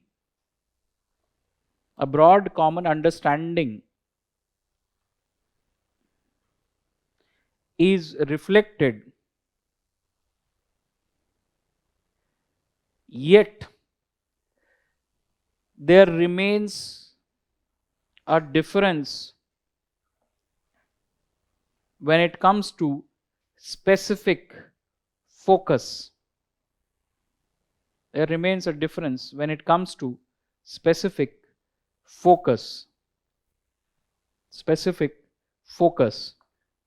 For instance, while the rats focus primarily is on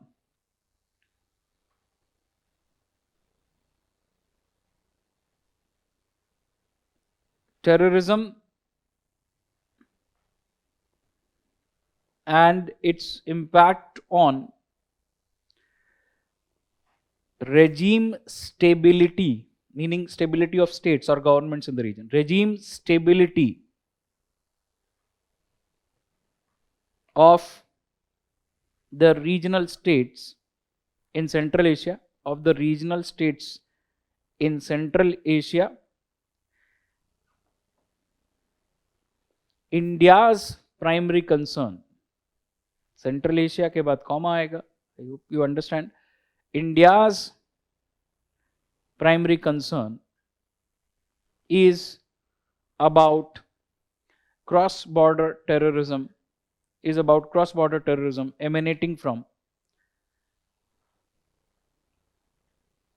Pakistan.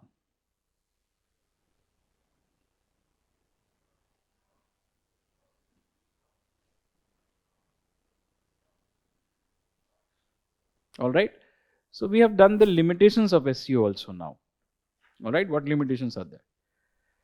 Now, what we will do now is we will simply suggest a way forward. Remember two things. When we are talking about way forward, we are at the end of our discussion on Central Asia. And the last topic that we discussed was SCO. So, now this way forward is applicable both in the case of SCO as well as Central Asia and Eurasia. So you can pick and choose, right? Don't think कि मैं केवल SCO के context में बात कर रहा हूँ. अब SCO के बारे में बात कर ली. The region is where we are located is what now we are going to talk about. So going forward, what is it that India should do? So now you have some idea. And let me remind you where you do have an idea. First of all, we said A, physical connectivity is not there, right? B, traditionally G2G, B2B and P2P presence of India was on the ground was thin. C, we said there are other important players in this region. For example, China, which has a trade of more than 50 billion US dollars with Central Asian countries. All right, China has a trade of more than 50 billion US dollars of these countries with these countries, whereas India's trade is limited to around 2 billion US dollars. All right, so that element is also there. China's trade 50 billion US dollars, India's trade 2 billion US dollars. All right, and China's outreach to Central Asia economically also is further ahead than India when it comes to development assistance or expenditure within BRI projects. So that competition also has to be managed. ये आपके दिमाग में शायद हो, शायद आपने अब note भी कर लिया हो कि मैं अलग से आपको बता दिया मैंने तो. ठीक है. So in that context, let's see what should India do. One, India should use its presence at SCO. India should use its presence at SCO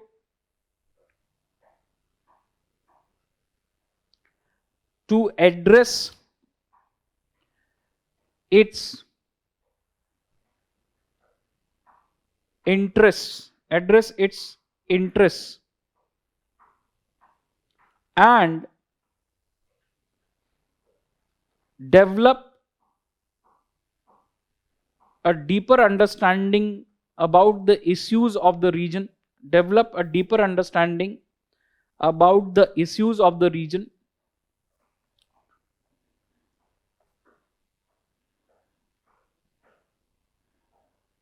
Next, connectivity and energy should be a priority for India going forward. Connectivity and energy should be a priority going forward.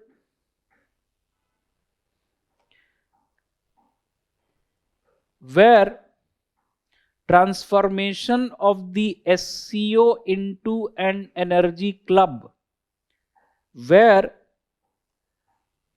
transformation of the SCO into an energy club as proposed by President Putin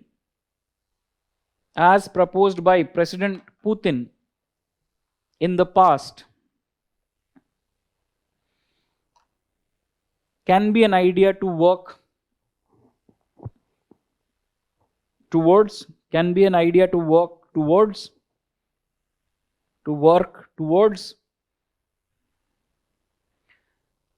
In this context, Iran joining the SCO is significant.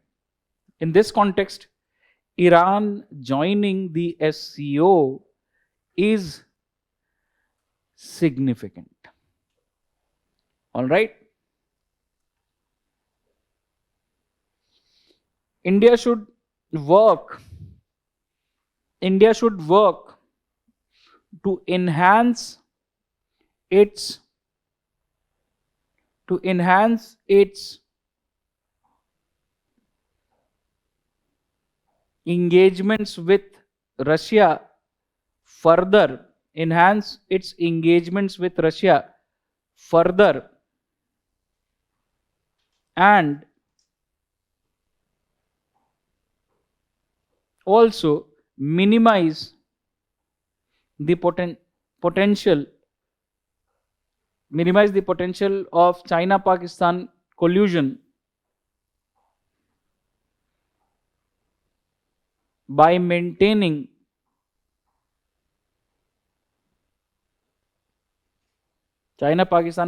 by maintaining communication with China, by maintaining communication with China.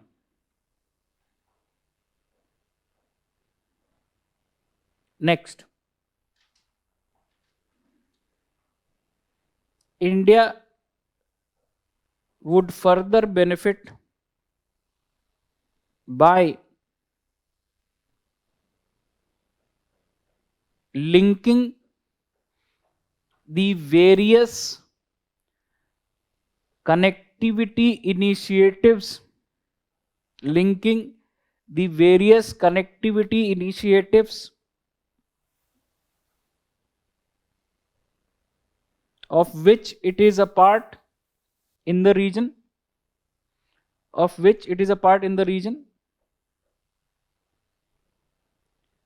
furthermore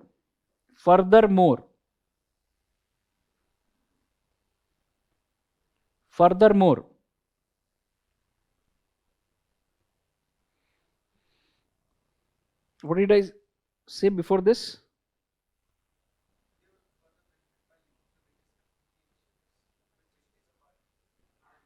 Okay.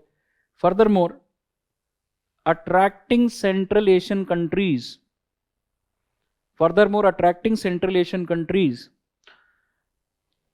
involvement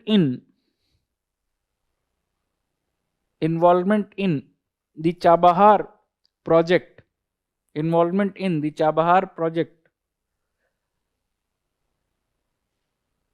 would be beneficial.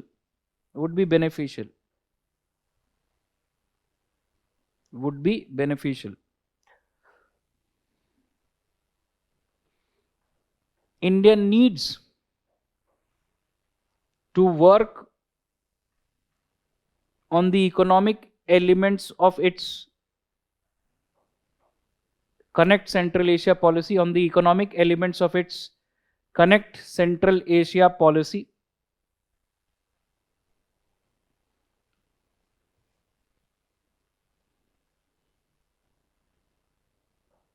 by focusing on collaboration and partnership between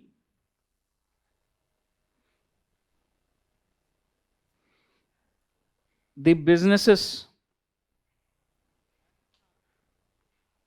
on both sides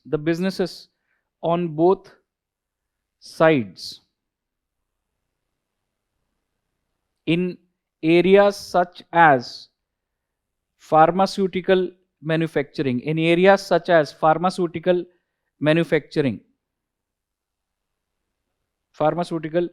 manufacturing going forward.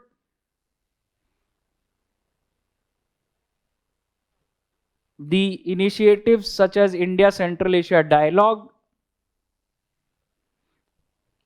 as well as the summit of 2022, India Central Asia Dialogue as well as the summit of 2022 needs to be supplemented with enhanced people to people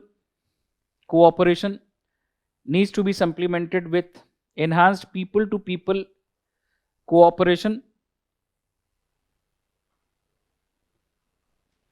through promotion of tourism,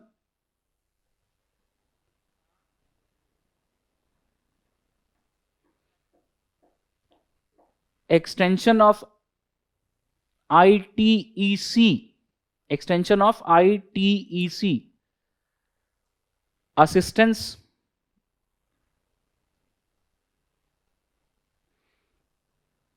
and increasing the number of scholarships, and increasing the number of scholarships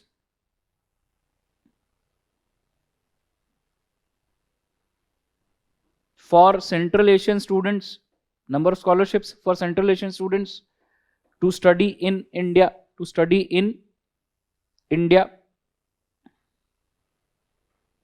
In this context, India's Connect Central Asia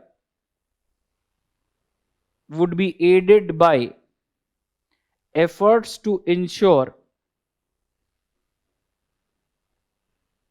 at least one flight connecting each of the Central Asian capitals with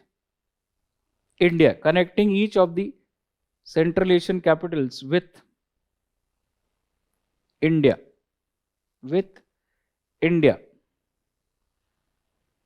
India would further benefit by roping in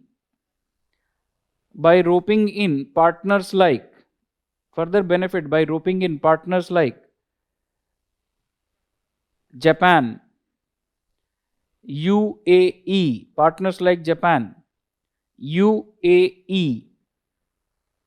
as well as European Union to work on common initiatives,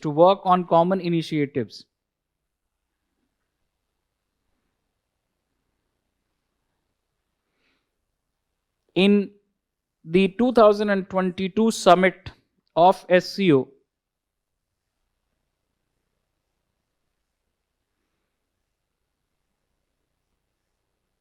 India assumed the leadership for next year.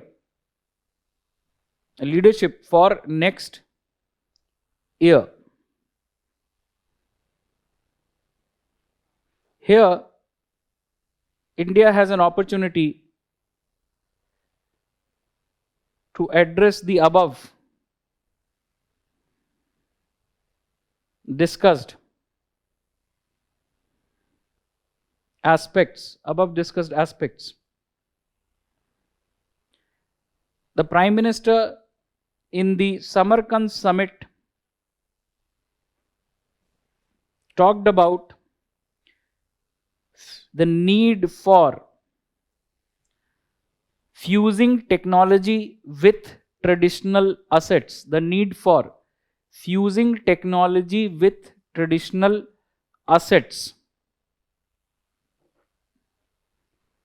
to foster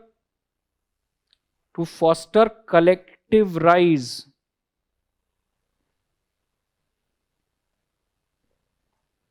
in the post-COVID era.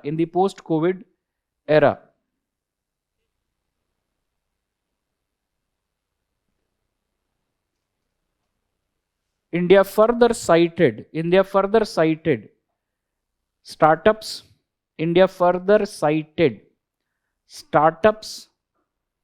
traditional medicine,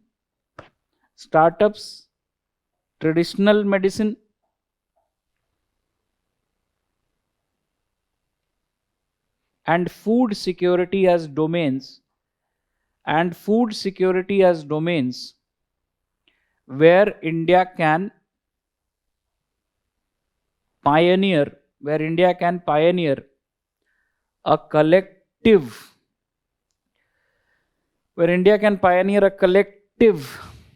initiative for the region. region. India also proposed SCO holding a millet food festival. India also proposed SCO hosting a millet food festival as part of celebrating 2023 as the UN designated, celebrating 2023 as the UN designated year of millets. Year of millets.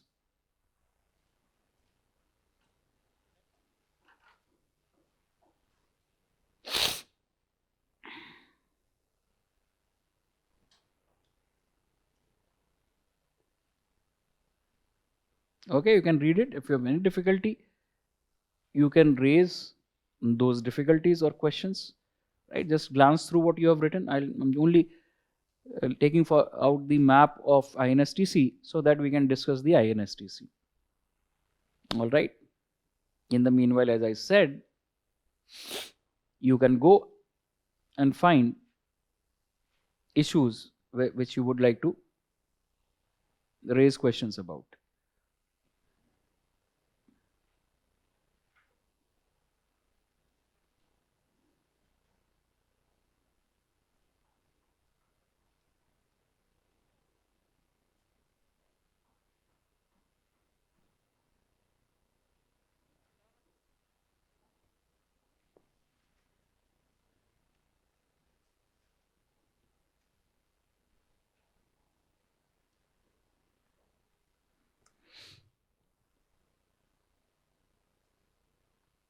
Jaswinder says India organized joint anti-terrorism strike hosted by India. Well, India has hosted a meeting of SCO, National Security Advisors, 2021 in the context of Afghanistan. India did that. अब ये मत भूलना कि SCO may also be significant in the context of Afghanistan. All right, one of the significance of SCO is that. Right, Afghanistan is not a member, but certainly participates and is discussed, right, during SCO meetings. The other thing is that SCO right now is an example of what we can call India's multi-alignment or all alignment. And we now would like to be part of every club, right? So that is something that should be in your mind. When we say all alignment or multi-alignment, what does it mean? Right? For example, statements like India has been part of the World's Trade Union, and now India is also part of the world's management.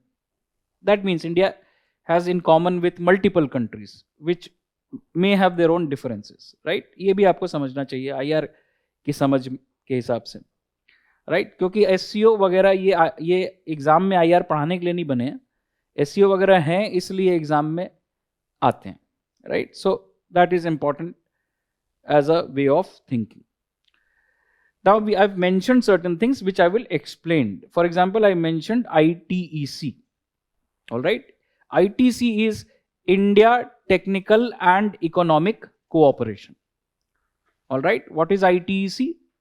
India Technical and Economic Cooperation. All right. So what is it? It's a flagship program of India to provide assistance to developing and least developed countries. All right, it has been a flagship program of India to provide assistance to developing and least developed countries. All right, it has existed since 1964. Since 1964, it has existed. Right? So that means it is the oldest institutionalized arrangement for development assistance that India provided to other countries. Right? Since 1964, more than 160 countries have benefited from India's ITEC. India has extended help. Right? So more than 160 countries across Asia, Pacific, Latin America and Caribbean, Africa, right? India has extended support. What kind of support? So it can be either providing equipments or designating experts to consult on issues of development or to promote field visits, all right, wherein others come to India to see development in certain sectors, just as हमारे लोग जाते हैं Singapore, Europe देखने. There are some countries to whom India's development model holds importance. So, organizing field visits or deputation of experts or providing equipments, right, or providing scholarship and training to designated candidates from those countries. It also comes under ITEC. Or providing assistance in HADR, that also is covered by ITEC, India Technical and Economic Cooperation, since 1964. So for example, we provide assistance to Central Asian countries through ITEC, all right, lines of credits or other kinds of help, scholarship to students. So I myself studied with students from Central Asia who had come through these kinds of mechanism, all right. Telemedicine, teleeducation is another area, right? A lot of Central Asian, African, Afghan, South Asian, and from other parts of Asia also, patients you will find if you go to any hospitals around. BLK is here close by, all right. If you go there, सुना है ना इस hospital का आपने? अपने आसपास के hospital पे ध्यान रखिए, जरूरत पड़ सकती है. So you go there, you will find such people. So telemedicine, teleeducation, all these are ways of enhancing cooperation. Similarly, just in the margins, write another initiative, CICA, CICA, as I had mentioned, all right. So when you see CICA, CICA, what is the full form? Conference on Interaction and Confidence Building Measures in Asia. All right, Conference on Interaction and Confidence Building Measures in Asia. That is the name, full name of CICA, CICA. All right. You should simply know that CICA was first proposed in 1992 by Kazakhstan. All right, by Kazakhstan. And CICA holds conferences, right? So CICA conferences have also been taking place since 98-99, right? 98-99. CICA is formally launched and its conferences are taking place, right? And it's in news at times. बहुत छोटा सा आएगा कि foreign minister participated in CICA conference. It has 28 participating countries. All right, it has 28 participating countries. भाई मैं बोल रहा हूँ 28 लिख लो ना.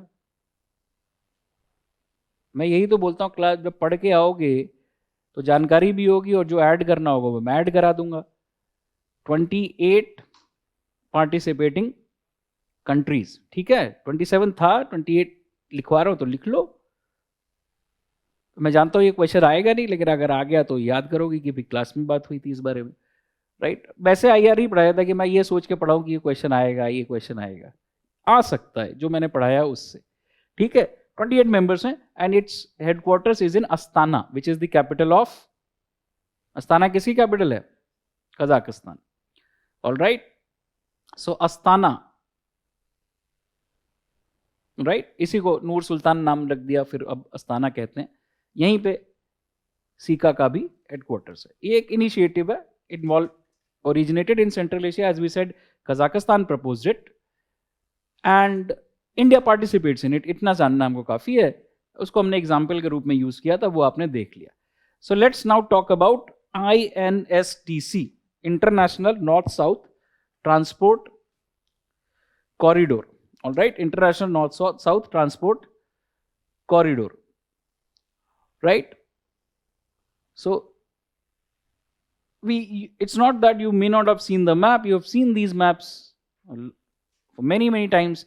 I'm sure current affairs this year also covered INSTC. इतना तो मुझे भी पता है, जबकि मैं current affairs नहीं पढ़ता. All right, current affairs booklet आपके लिए. करंट अफेयर्स आप इसको नाम देते हैं, ये तो रोज रोज का काम है सबका ना। अखबार तो आप कई सालों से पढ़ सकते हैं, है ना। तो करंट अफेयर्स क्या हुआ? करंट अफेयर्स आपके लिए हुआ कि उस एक साल में क्या हुआ आप जाने। और अगर रोज अखबार पढ़ रहे हो तो अलग से करंट अफेयर्स जैसी कोई चीज नहीं होती, है ना। पर फिर भी ये कवरेज इस तरह की चीजों का बहुत सारी जगहों पे होता है ना। अब आपको कैसे जानना है इसके बारे में आपके ऊपर है। क्लास में हम क्या बात करेंगे इसके बारे में। So first of all we mentioned INSTC, all right. We mentioned the INSTC, International North South Transport Corridor, in the context of Russia. We can mention it in the context of any element of connectivity that we talk about. And India, it's a connectivity project, right? With Russia, we already have developed this idea that the INSTC, if completed, would reduce the time taken and thereby the cost of trade. ये तो आपको अभी भी पता है, इतना काफी है, ऑल राइट। इससे ज्यादा और कुछ जानना भी नहीं होता आपको। So the idea is very simple. Traditional route is this when we trade with Russia, all right. When we trade with Russia, this is the traditional route that we will take, all right. So this one, Indian Ocean, right? Then we came to the Red Sea, Suez Canal, Mediterranean, then Atlantic. This is Atlantic, I hope you know this. And then from there to North Sea and then Europe. It's a long time. It's a long route, adding to cost and time of trade. So now that's why this is the proposed route of INSTC. India, Indian Ocean, Persian Gulf, not Persian Gulf necessarily, but Indian Ocean, Iran, and then from Iran via Iran by Caspian Sea and through maybe Azerbaijani coast reaching to Russia. All right.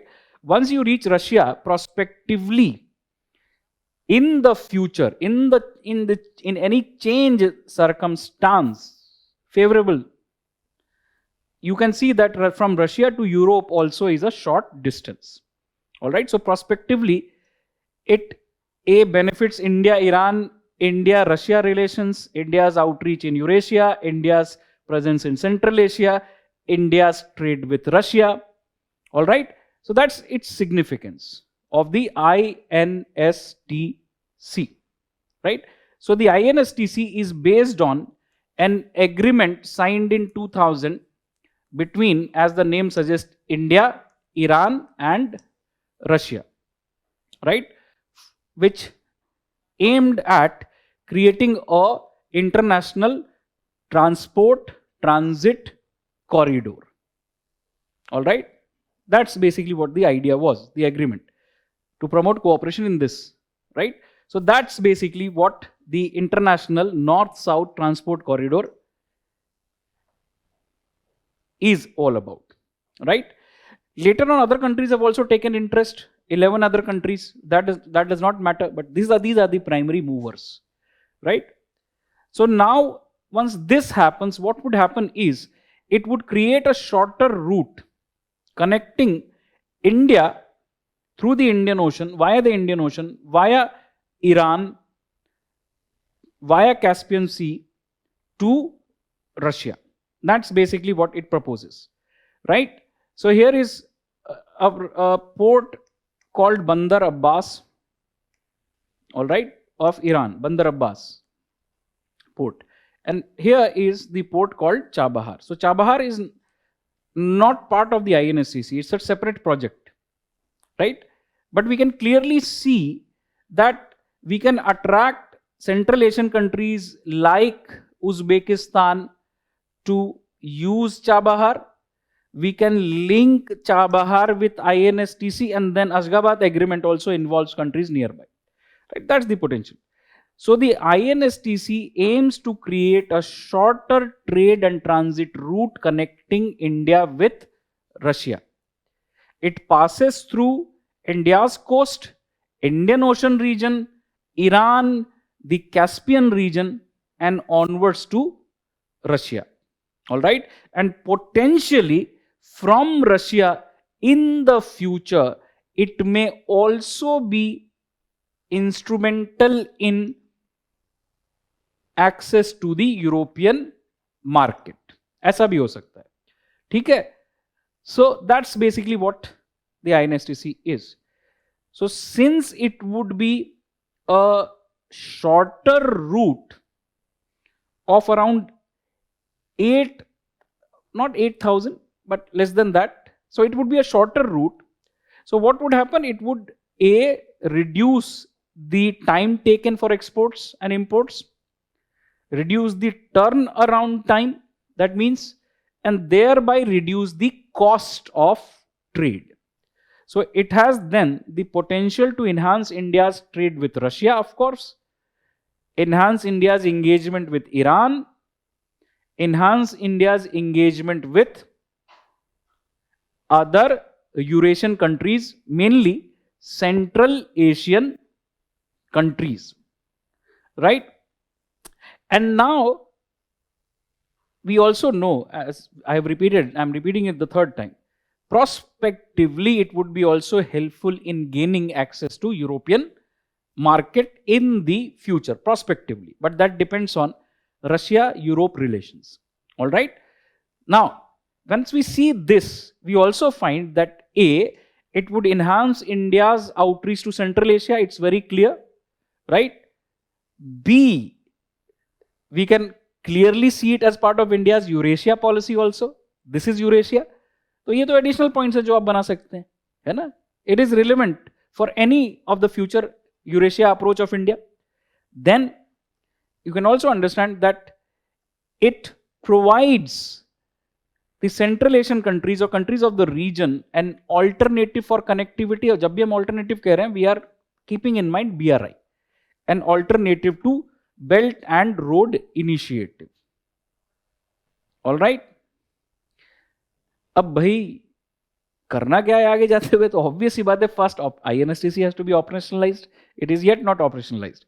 Dry runs, conferences have been conducted. Trial runs have been conducted.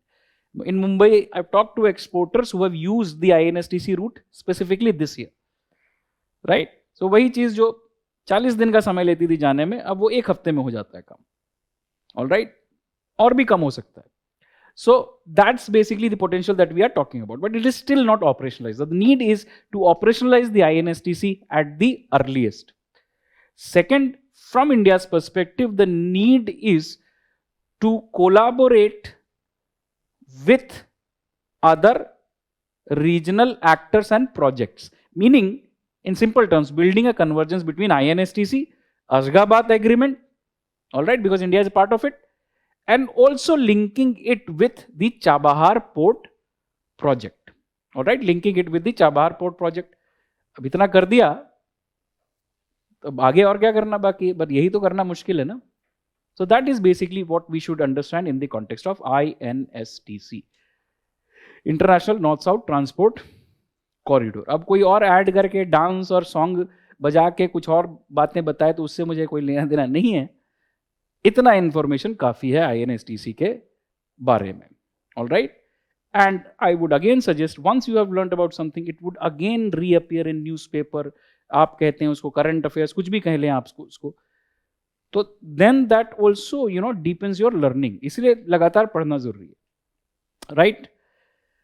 तो ये हो गया INSTC, and with this we have completed our discussion on Central Asia.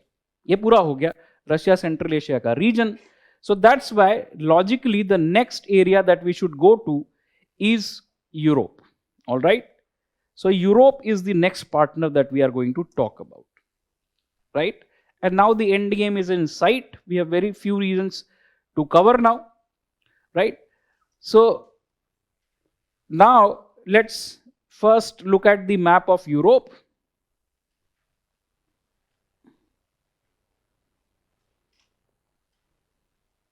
So as you can see, so in one class, one of the students came and says that, are you using special maps? I'm not using any special maps. All right. I'm using simple maps which are available on a simple Google search. All right. The difficulty is whenever you do a Google search, India's map in Aksai Chin and in Jammu and Kashmir region is not shown by everyone as we would like to. All right. तो ये बस एक मुश्किल होती है, but वो teacher की मुश्किल है, because you are showing something. So I'm clearly telling you that whenever you see such a case, it is because I don't have any MEA map. अगर MEA मुझे मैप दे रहा होता है, MEA का मैप होता तो बड़ा आसान हो जाता काम, है ना. Survey of India map are not always about INSTC. Survey of India का मैप भी है आपके पास, तो इसलिए ये मुश्किल होती है. अदरवाइज कोई भी सोर्स आप देख रहे हो उससे काम चल जाता है. इतना ही मैं बस मैं आपसे कहना चाहता हूँ. Right, so now let's look at this particular map for Europe. All right,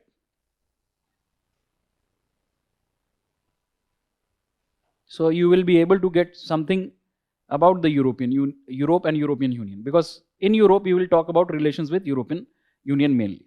So this is the continent of Europe. Now we are in Asia. We have traveled in Indian Ocean region, and we have seen many of these water bodies like Caspian, Black Sea. Now we have covered Central Asia. We have covered Russia. We have talked about the Ukrainian crisis, and we have talked about some of the European countries. Right? So this is the European continent, which is by and large defined by bound by the Atlantic to its west, and then to its south is Mediterranean. All right, and as you go to its east, you have Black Sea, but mainly you have Russian territories, right, which separate the European continent, right? But Russia, specifically, we had seen the western part of Russia, the capital Moscow, surrounding region, St. Petersburg, they are actually part of Europe, right? So it's very difficult to differentiate between Asia and Europe, but for functional purposes, we say regions like Ural Mountain, Caucasus Mountain, all right? They basically are sometimes seen as the dividing line. But again, they are not a continuous, right, major feature. ऐसा नहीं है कि continuously चल रहे हैं ये, right. And ऐसा कोई साइंटिफिक बेसिस नहीं है कहने का कि this is Europe, this is Asia, right. So we have talked about some of Europe when we talked about Russia and its surrounding. Now you see the Europe itself can be seen in terms of its different regions. Europe is a continent, but it itself is a diverse continent. In a sense, it is like India. In India, we have many states, many languages, different cultures, different kind of people in terms of their appearances. So Europe is also like that, right? And it is dotted by small countries, but broadly you can divide it into Eastern Europe, Western Europe, right? Northern Europe, Southern Europe, and in some contexts you use the terminology Eastern Europe, Western Europe, Continental Europe, and then some of the countries which are not part of Continental Europe, like United Kingdom, which is an island, right? So if you look at Eastern Europe, we generally, the reference of these countries is those countries which surrounded the Soviet Union or were part of the Soviet Union. That means they are Soviet bloc countries or they were themselves part of Soviet Union, right? So you have such countries are as East European countries. So East Europe, you can start thinking in terms of beyond the Czech Republic, right? Czech Republic, Poland, but more closely now, you have Ukraine, Moldova, Romania, all right, Bulgaria, and you go to the north, the Baltic countries, Lithuania, Latvia, Estonia, all right? So Eastern Europe, if you see. So it's natural that you know that Moscow, Russia would like to have influence over this region, and that was the case in the Cold War period. Towards the north, what we call Nordic countries, all right? Nordic simply means north, right? So you have countries like Finland, Sweden, Norway, all right? And you also have, to a certain extent, when you have a conception of Scandinavian countries, right? Similar countries. So Denmark is also there. So this is northern part of Europe. And now western part of Europe, all right? Western part of Europe. So as you move from Eastern Europe, you have countries like Czech Republic, or certainly the western part of Czech Republic, Austria, or Switzerland. These are countries which are in the middle, right? So we can think of them as transition countries, right? Germany also during the Cold War has both Eastern Germany and Western Germany, right? So, but Western Europe, if we say, it refers to countries like Germany and France as large industrial countries of Europe, continental Europe. The politics of continental Europe has been shaped by these two countries in different forms, France and Germany. But you also have surrounding them the other countries, smaller countries, right? Now come to the southern part of Europe. So southern part of Europe can also be seen in different ways. One is what is called this is called the Iberian Peninsula. All right? This is Spain and this is Portugal. This is the Iberian Peninsula, these two countries. If you see geographically south of Europe, but then this is not similar to other southern countries, right? So Iberian Peninsula, Portugal and Spain. Then you have Italy, also southern Europe, and then you have Greece, also southern Europe. Now surrounding Italy and Greece, you have some part which we can say again to be a transition zone of sort, a region which has been under the influence of Europe as well as the Ottomans. This is the, what is this region called? Balkans. All right, Balkans. So you have countries like Serbia, Kosovo, these, Bosnia-Herzegovina, these majorly representing what can be called the Balkans. But part of Macedonia, this is northern Macedonia, all right, or parts of Bulgaria, right, they have also been under the influence of the Ottomans, right? So this is what is known as Balkans. Jab bhi you hear Balkan Wars, early 1990s, this is the region that we are talking about. Serbia, Montenegro, Kosovo, Bosnia-Herzegovina, right?